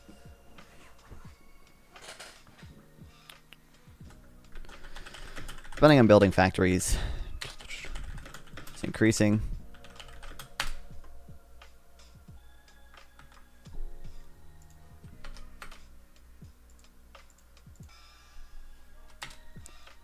This is actually insane. What's so insane?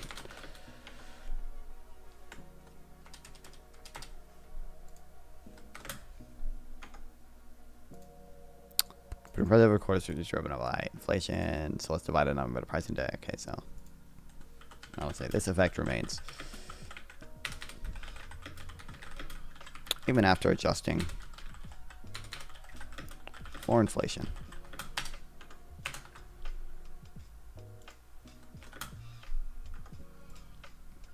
But its chart is only since 2008 because unfortunately the price data only goes back that far, but you can see that even after accounting for the increased price of manufacturing construction, it was still spending more than twice as much as it did on factory construction compared to the Trump or Obama presidencies. Bro, to whatever podcast is live, go join the OF model. Do they invite male OF models on there ever? I've been open about this from day one, people. If my choices were between regular job or streaming with OnlyFans on the side, I would choose the latter. I would do the streaming with OnlyFans on the side. I've always been open about that.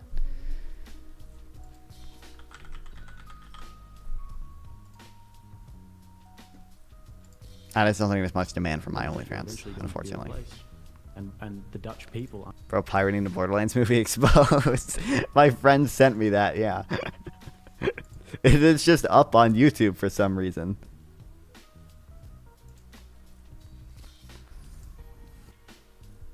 This is, I think, the full movie.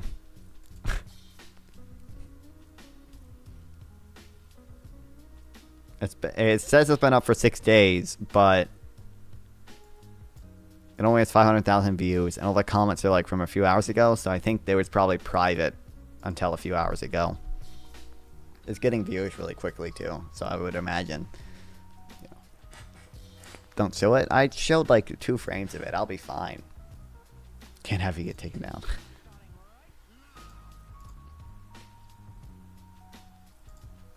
Aren't going to exist anymore. It's going to be an. It's going to happen eventually anyway. But then again. Yeah, how interesting. How are they still doing this? How are 6,000 people still watching this? Haven't they been doing this exact same format for fucking 3 years or something? Jesus. How many times can you just have Andrew Wilson shit on slightly different OF girls? Oh, the abortion debates, though. They're good. They only did 2 of those, though.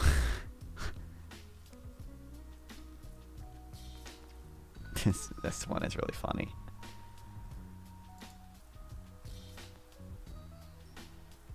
the womb. How, You why don't would know, that 'cause prohibit me you don't from? know when consciousness exists, when it actually comes. You won't don't know even when say when the it baby has I've given you the range of when different people develop at different rates. So it's about 20 to 24 weeks. So you want to create, so you believe Mm-hmm. that we should have a sliding scale of what it means to be a human person. We already have that sliding scale. We do it at death. That's why when we go back to the, I'm going to ask again. No, I'm not answering the question until you Do you think answer it's this question. okay to kill someone when they're unconscious? I'm gonna no, because I said capacity to deploy What consciousness. do you mean So by funny. capacity to deploy As in consciousness? all of the parts in your brain are functioning and working and can deploy a conscious So experience. an embryo who is developing their brain will absolutely have the capacity to Will implies but it doesn't why yet. are you being age?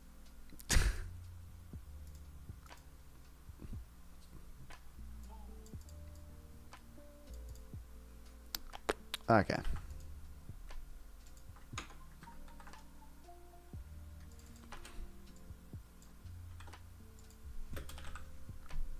Someone made a viability argument on a Jubilee video hurts the soul. Yeah, I know. I can't believe they didn't let the TikTok debaters speak more in that video. That's a huge change. Now look at what types of factories are being built. It's practically all in a computer electronic plus electrical category, which includes both semiconductors and batteries, the two main things Biden subsidized. And there's a smaller bump in transportation equipment category, which mainly means cars, which the IRA also subsidizes. This relates to smoking gun. Biden's industrial policies have created a massive boom of private manufacturing investment into most strategic industries. In fact, the amount of private investment utterly swamps the amount of actual government spending in spending commitments. Here's a helpful chart.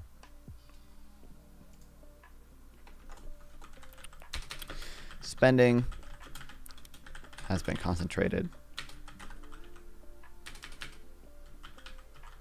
in the areas Biden subsidized.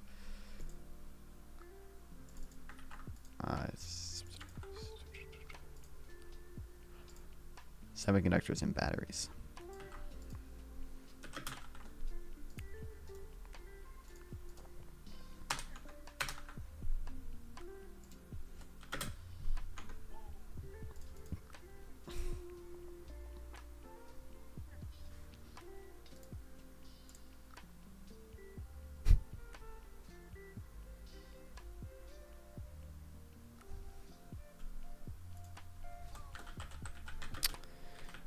Private manufacturing investment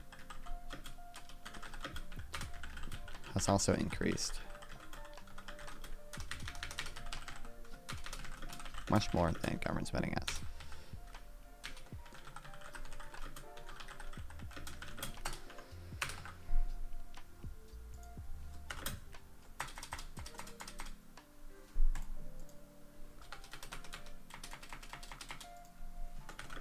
Gotta be a more efficient way to do that. That was all I chose for you to think in America is spending a lot more on chip manufacturing in China. The green bar only represents Chinese government spending, which is more than 3x the chip tax. Chinese are private companies are pouring in a lot more. What a chart does is show that private investment in chip manufacturing in America absolutely dwarfs government spending. Just for $52 billion, $52 billion subsidy, of which none of which have been spent yet, we got $804 billion in private investment.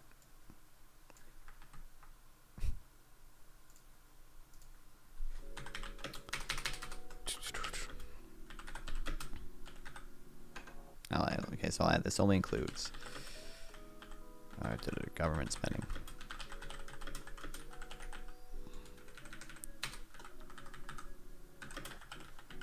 Other companies in China still spend more than us.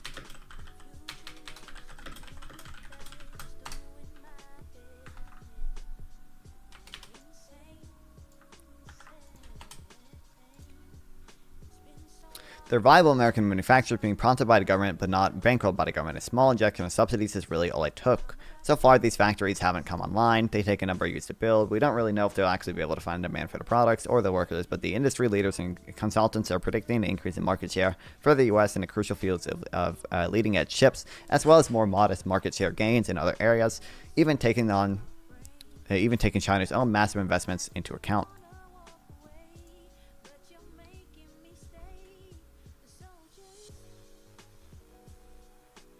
Gains in global share is projected. Okay. Factories aren't online yet. Projections look good.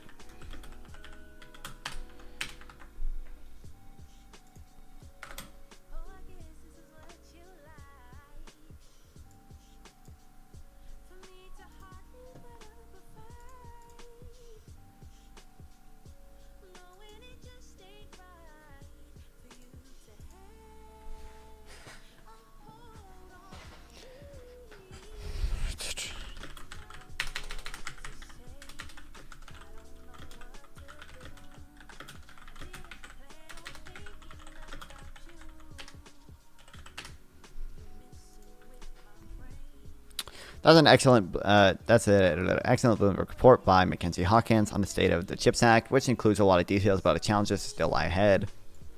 Importantly, the CHIPS Act, which was passed with Republican assistance in the first place, may be gaining durable bipartisan approval. Some GOP lawmakers are embracing the policy. Some conservative intellectuals are thinking about how to put their own spin on a policy if they come into power. Now let's look at the IRA and clean energy. U.S. investments in air is already rising because solar and batteries just got so darn cheap, but the IRA seems to have supercharged things. IRA also supercharged investment in solar and batteries.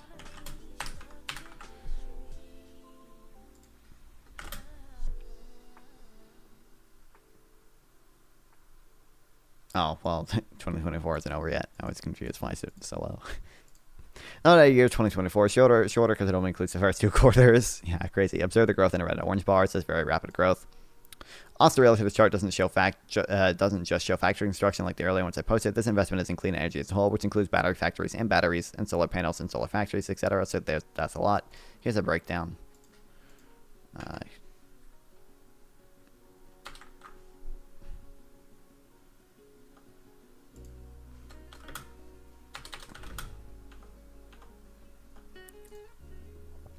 These numbers come from a report on Clean Energy Monitor titled Tailoring 2-Year Impact of the IRA. Again, highly recommend.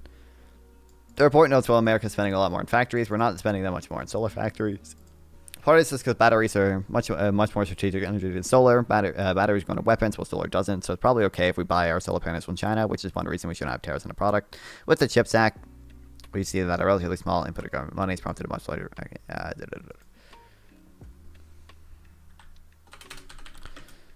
Most of the spending is on batteries, which is good. Because batteries go into weapons, while solar panels don't.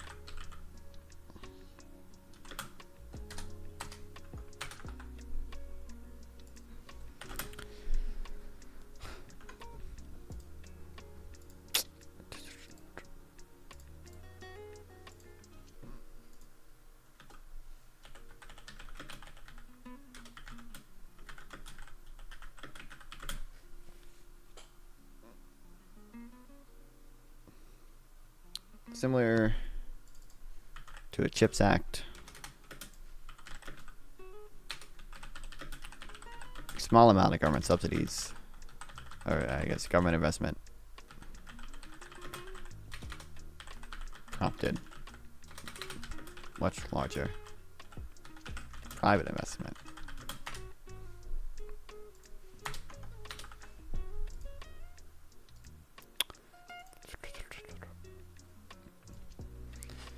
Funding and enduring public support for the IRA investments will be harder than the CHIPS Act because Republicans tend not to care about clean energy. Recall that unlike the IRA, unlike the CHIPS Act, it was passed without bipartisan support. But one of the big reasons for hope is that the IRA is focusing investment in red states.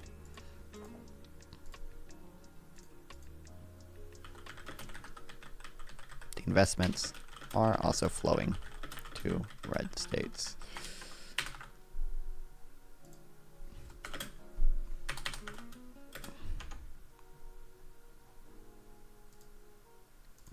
Even more importantly, the IRA, even more the CHIPS Act, is creating jobs. Clean energy employment in the U.S. is growing at about 4% per year, faster than overall employment. The boom is concentrated in the car and car parts industries.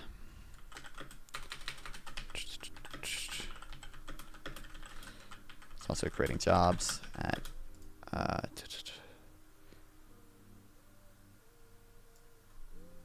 4% per year, faster than overall employment.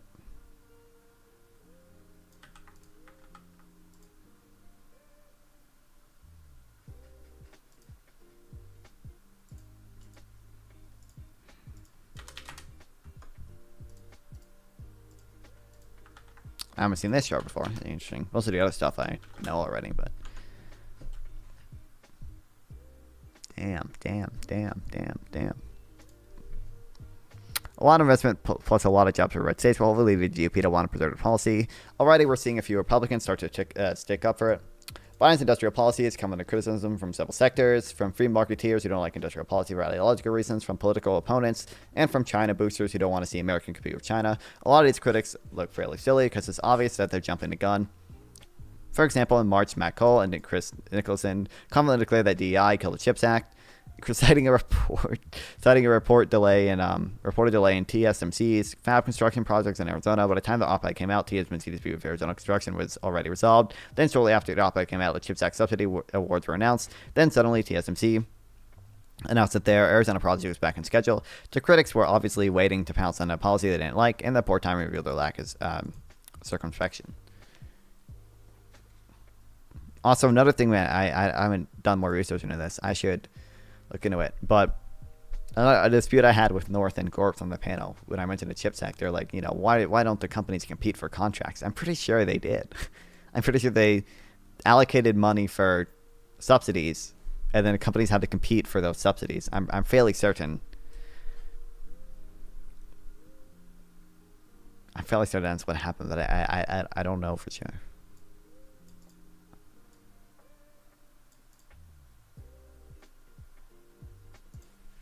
Let me ask Perplexity. Did companies have to compete for CHIPS Act subsidy rewards? Companies had to compete for CHIPS Act subsidy rewards. The implementation of CHIPS Act involved a competitive yeah, okay, yeah. Crazy.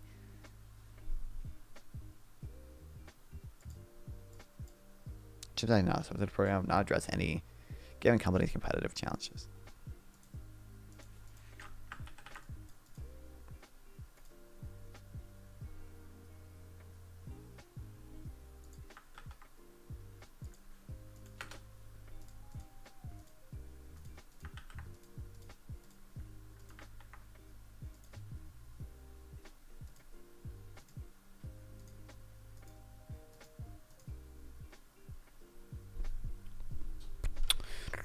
Truth is that the U.S. is new to industrial policy and it will take time to get the kinks worked out. The idea is to see what works and learn from mistakes. That will require sustained effort and lots of course correction along the way. Fortunately, the government has been closely monitoring the companies it subsidizes, making sure the projects are on track before writing them their first checks, and making sure they're beating all the milestones before sending follow-up checks. Okay, so I will say companies had to compete for these subsidies, and government's been closely monitoring companies subsidize, making sure they're on track before writing their first checks, and making sure they're meeting milestones before writing follow-up checks.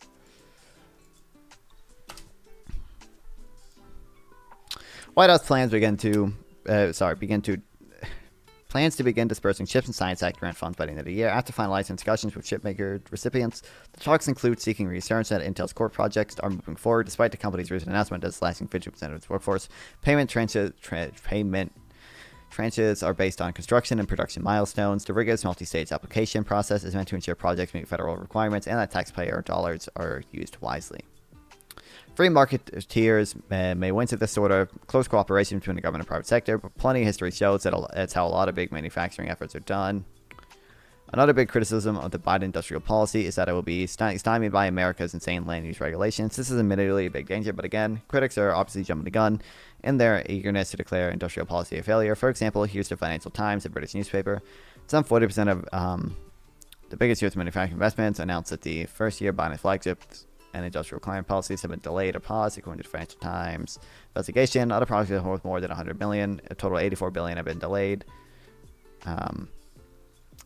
between 2 months and several years, or paused indefinitely after found. The delays raise questions about Biden's bet that industrial transformation could deliver jobs and economics for the U.S., but the FT simply set expectations too high. As economist Nam Jones explains, delays are incredibly common to this type of manufacturing effort. The fact that a majority of projects are still on track and only a few have been paused or canceled is actually an extremely good record.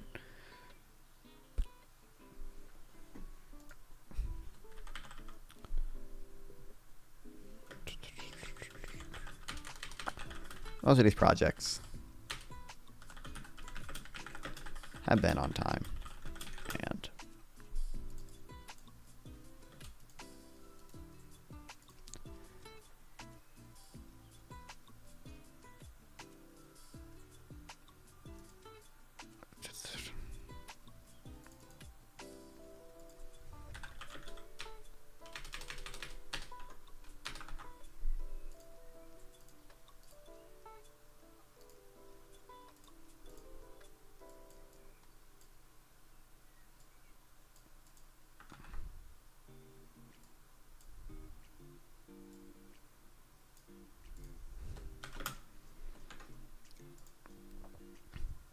And Jack Economist, who actually built the dashboard to track IRA CHIPS Act project, notes that almost all projects are expected to be completed at a reasonable time frame. He's a chart for 20 largest IRA-related projects.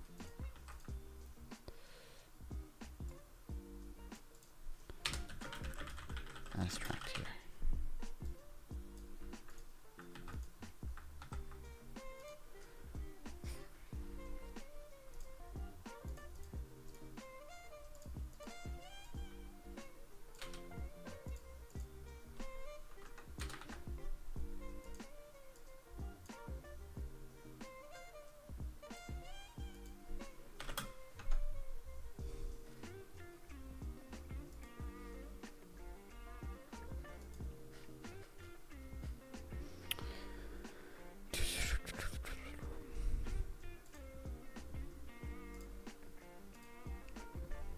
So far, it's pretty incredible record of success. I say so far because once again, it's not until the products are rolling off the lines in large numbers. It's not over. Okay, but things look very much good on track and probably better than anyone would dare to hope at the start of the effort. Industrial policy hasn't succeeded, but it looks like it's succeeded so far. Export controls are hurting China's chip industries. Aren't any charts. No pictures from my economics. At least there's Subway Surfers. Or right now it's Minecraft Hardcore. I make Jade alternates every 5 minutes.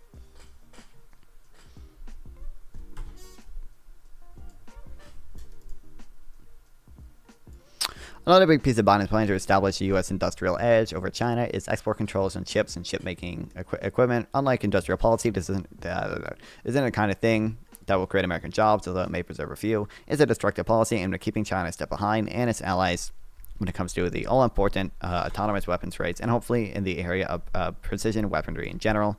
In Iran and back in July, I noticed some of the signs that export controls appear to be having a major effect, despite the loud boasts of China boosters that the controls would only accelerate China's indigenous industrial development. When Huawei came out with a 7-nanometer chip in late 2023, many held as a sign that export controls had failed. Recall that U.S. exports were designed to make it so a lot harder for China to make anything smaller than a 14-nanometer. This is followed by closely by Huawei, right? I think that's how I pronounce it, announcing that it was testing a way to make 5-nanometer chips very close to the best that Intel can make using older equipment that was not covered by the initial round of export controls. To China boosters, it leads to collapse and failure of the U.S. export controls seem to be complete, but in fact, export controls have quietly been having significant effect. Huawei's Ascend 910B chip, an AI training chip, the company claimed was a rival to NVIDIA's 7-nanometer process, and according to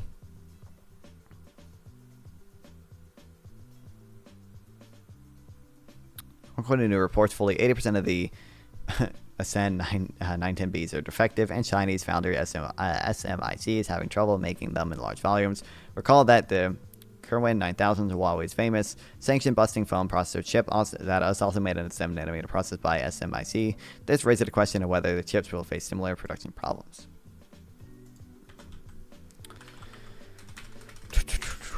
So we'll say...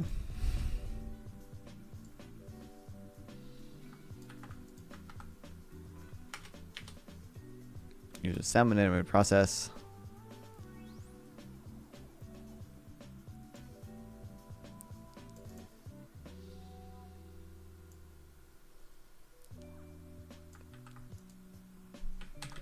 Fully 80%. What are these two different?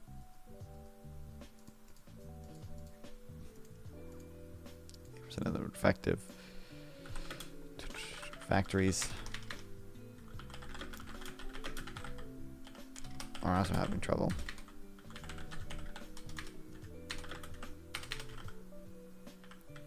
Producing large volumes of them.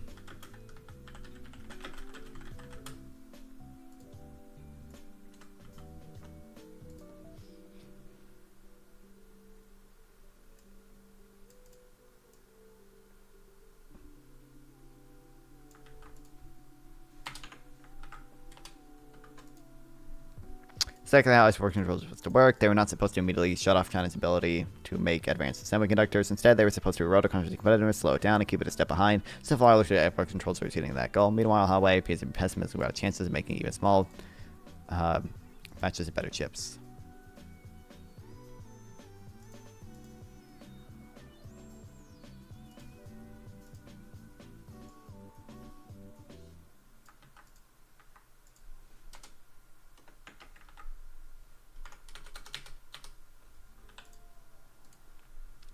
Policy still faces critics. For example, Mary, who wrote an article in April, Huawei sanctions beating strategy, noticing the company's resurgent profits and apparent Chinese success. The Wall Street Journal concurred, issuing a report in July entitled "The U.S. wanted to knock down Huawei. It's only getting stronger."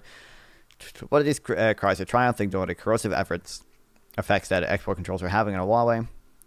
As Keith Cratch and Jonathan Pilson report, Huawei's resurgence has mainly come from within China, which may come at the long-term cost of orphaning China's electronic product canon for the rest of the world, a problem that was known as the Galapagos syndrome when it happened to Japan.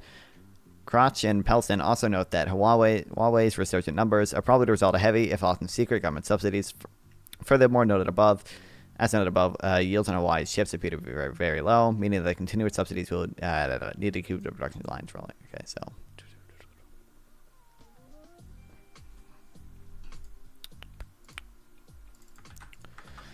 Huawei has seen a surge in profits.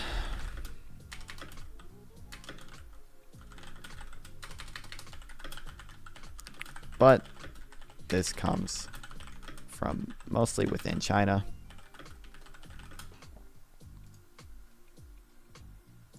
Making it a long of orphaning China's electronics product standards for the rest of the world. It's also likely it's receiving government subsidies.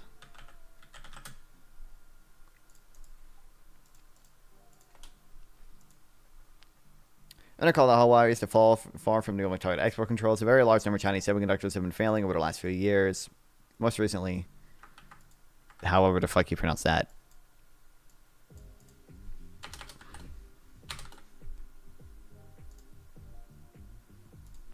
Am I late?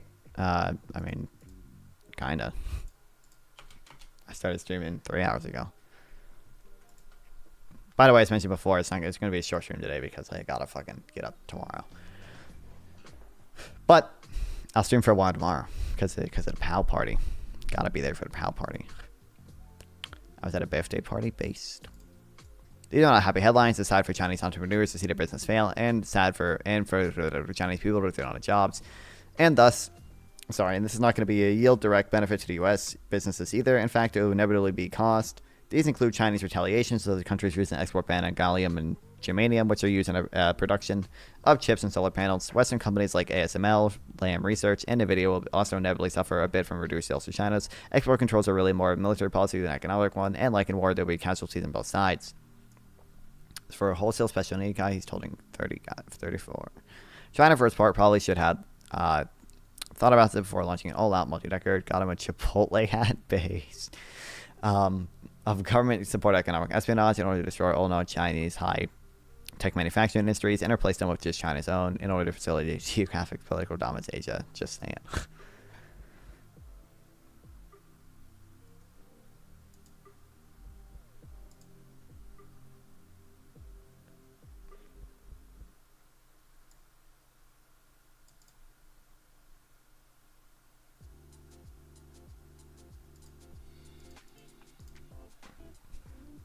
Anyways, the success of the export control regime so far don't mean that a job is done. Far from it. The Biden administration is constantly looking for new ways to tighten up the controls, even as China searches frantically for cracks and loopholes.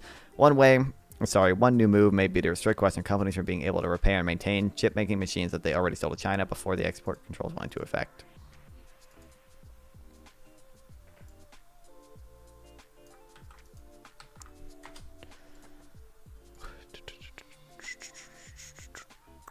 Airlines plan to limit ability to maintain semiconductor equipment in China.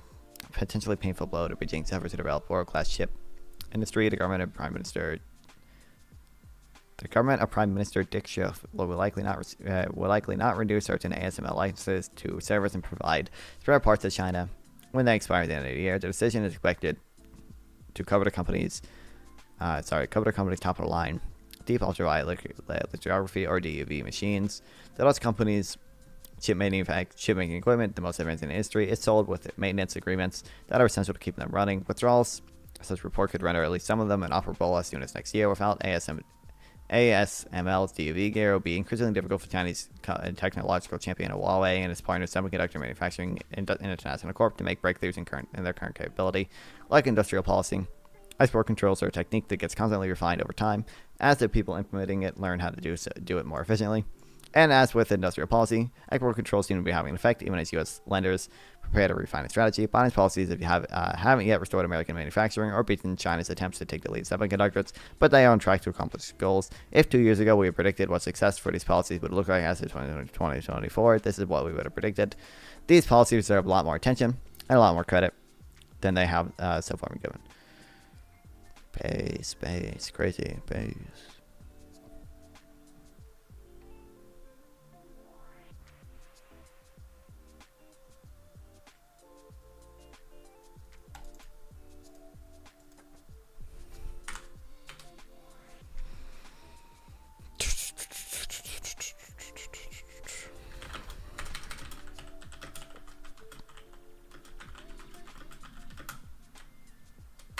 I need to start writing articles. Where are you gonna put? You can make your own Substack. I have my own Substack. There's nothing on it, but I have it. It's there. You can go to nonfun.blog.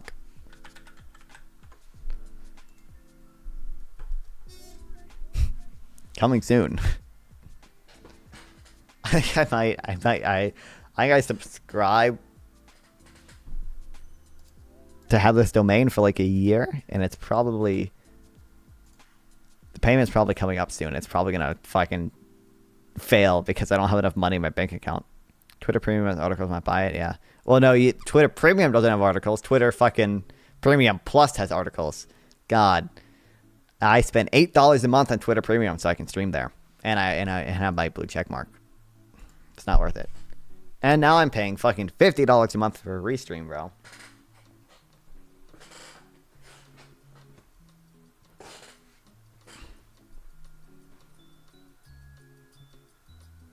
Democrats say what's been true for decades about Republican governments. Governor wants Republicans to tell you the government doesn't work. Then they get elected and prove it. That's their shell game.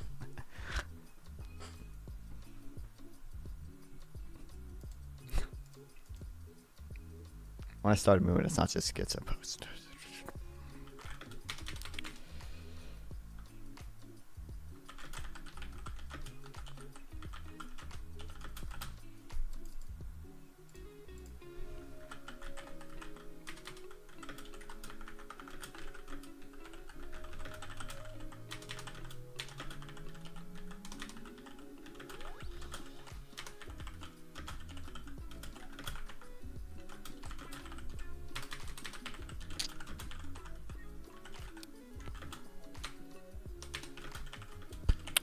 I like what we are seeing now.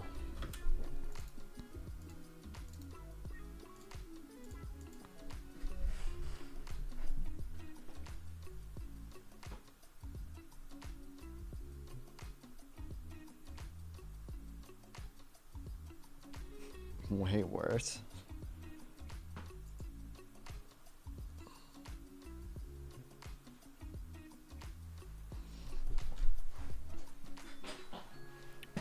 Revolution sounds better. I think, yeah, kind of does sound better, I think. But people don't know what devolution means.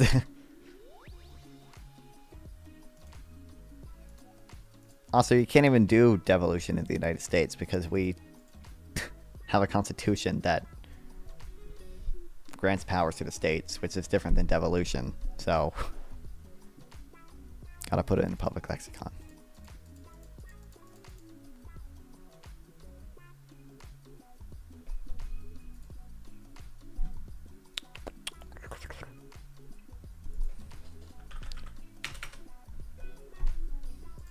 Our constitution grants powers to the federal government, not to the states. Well, reserve powers, I mean, yeah.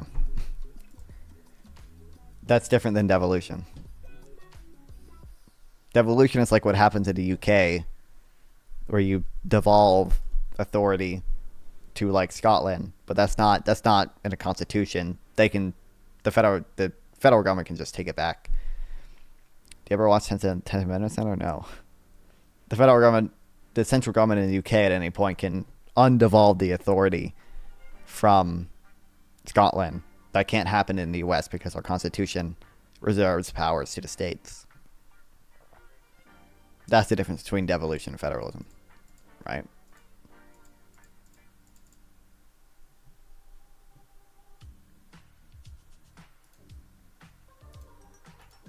That's what I was taught anyway.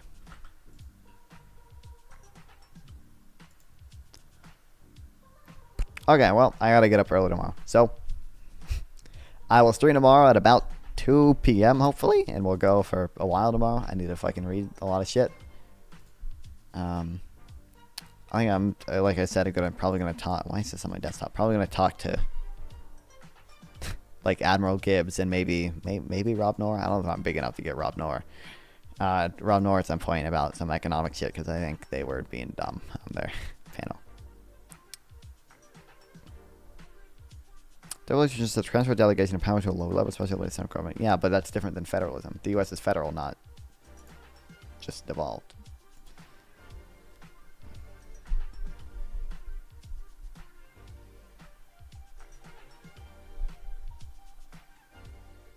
Should I raid Pisco? I don't think I can raid Pisco. I think he has me fucking banned, so I probably can't raid him.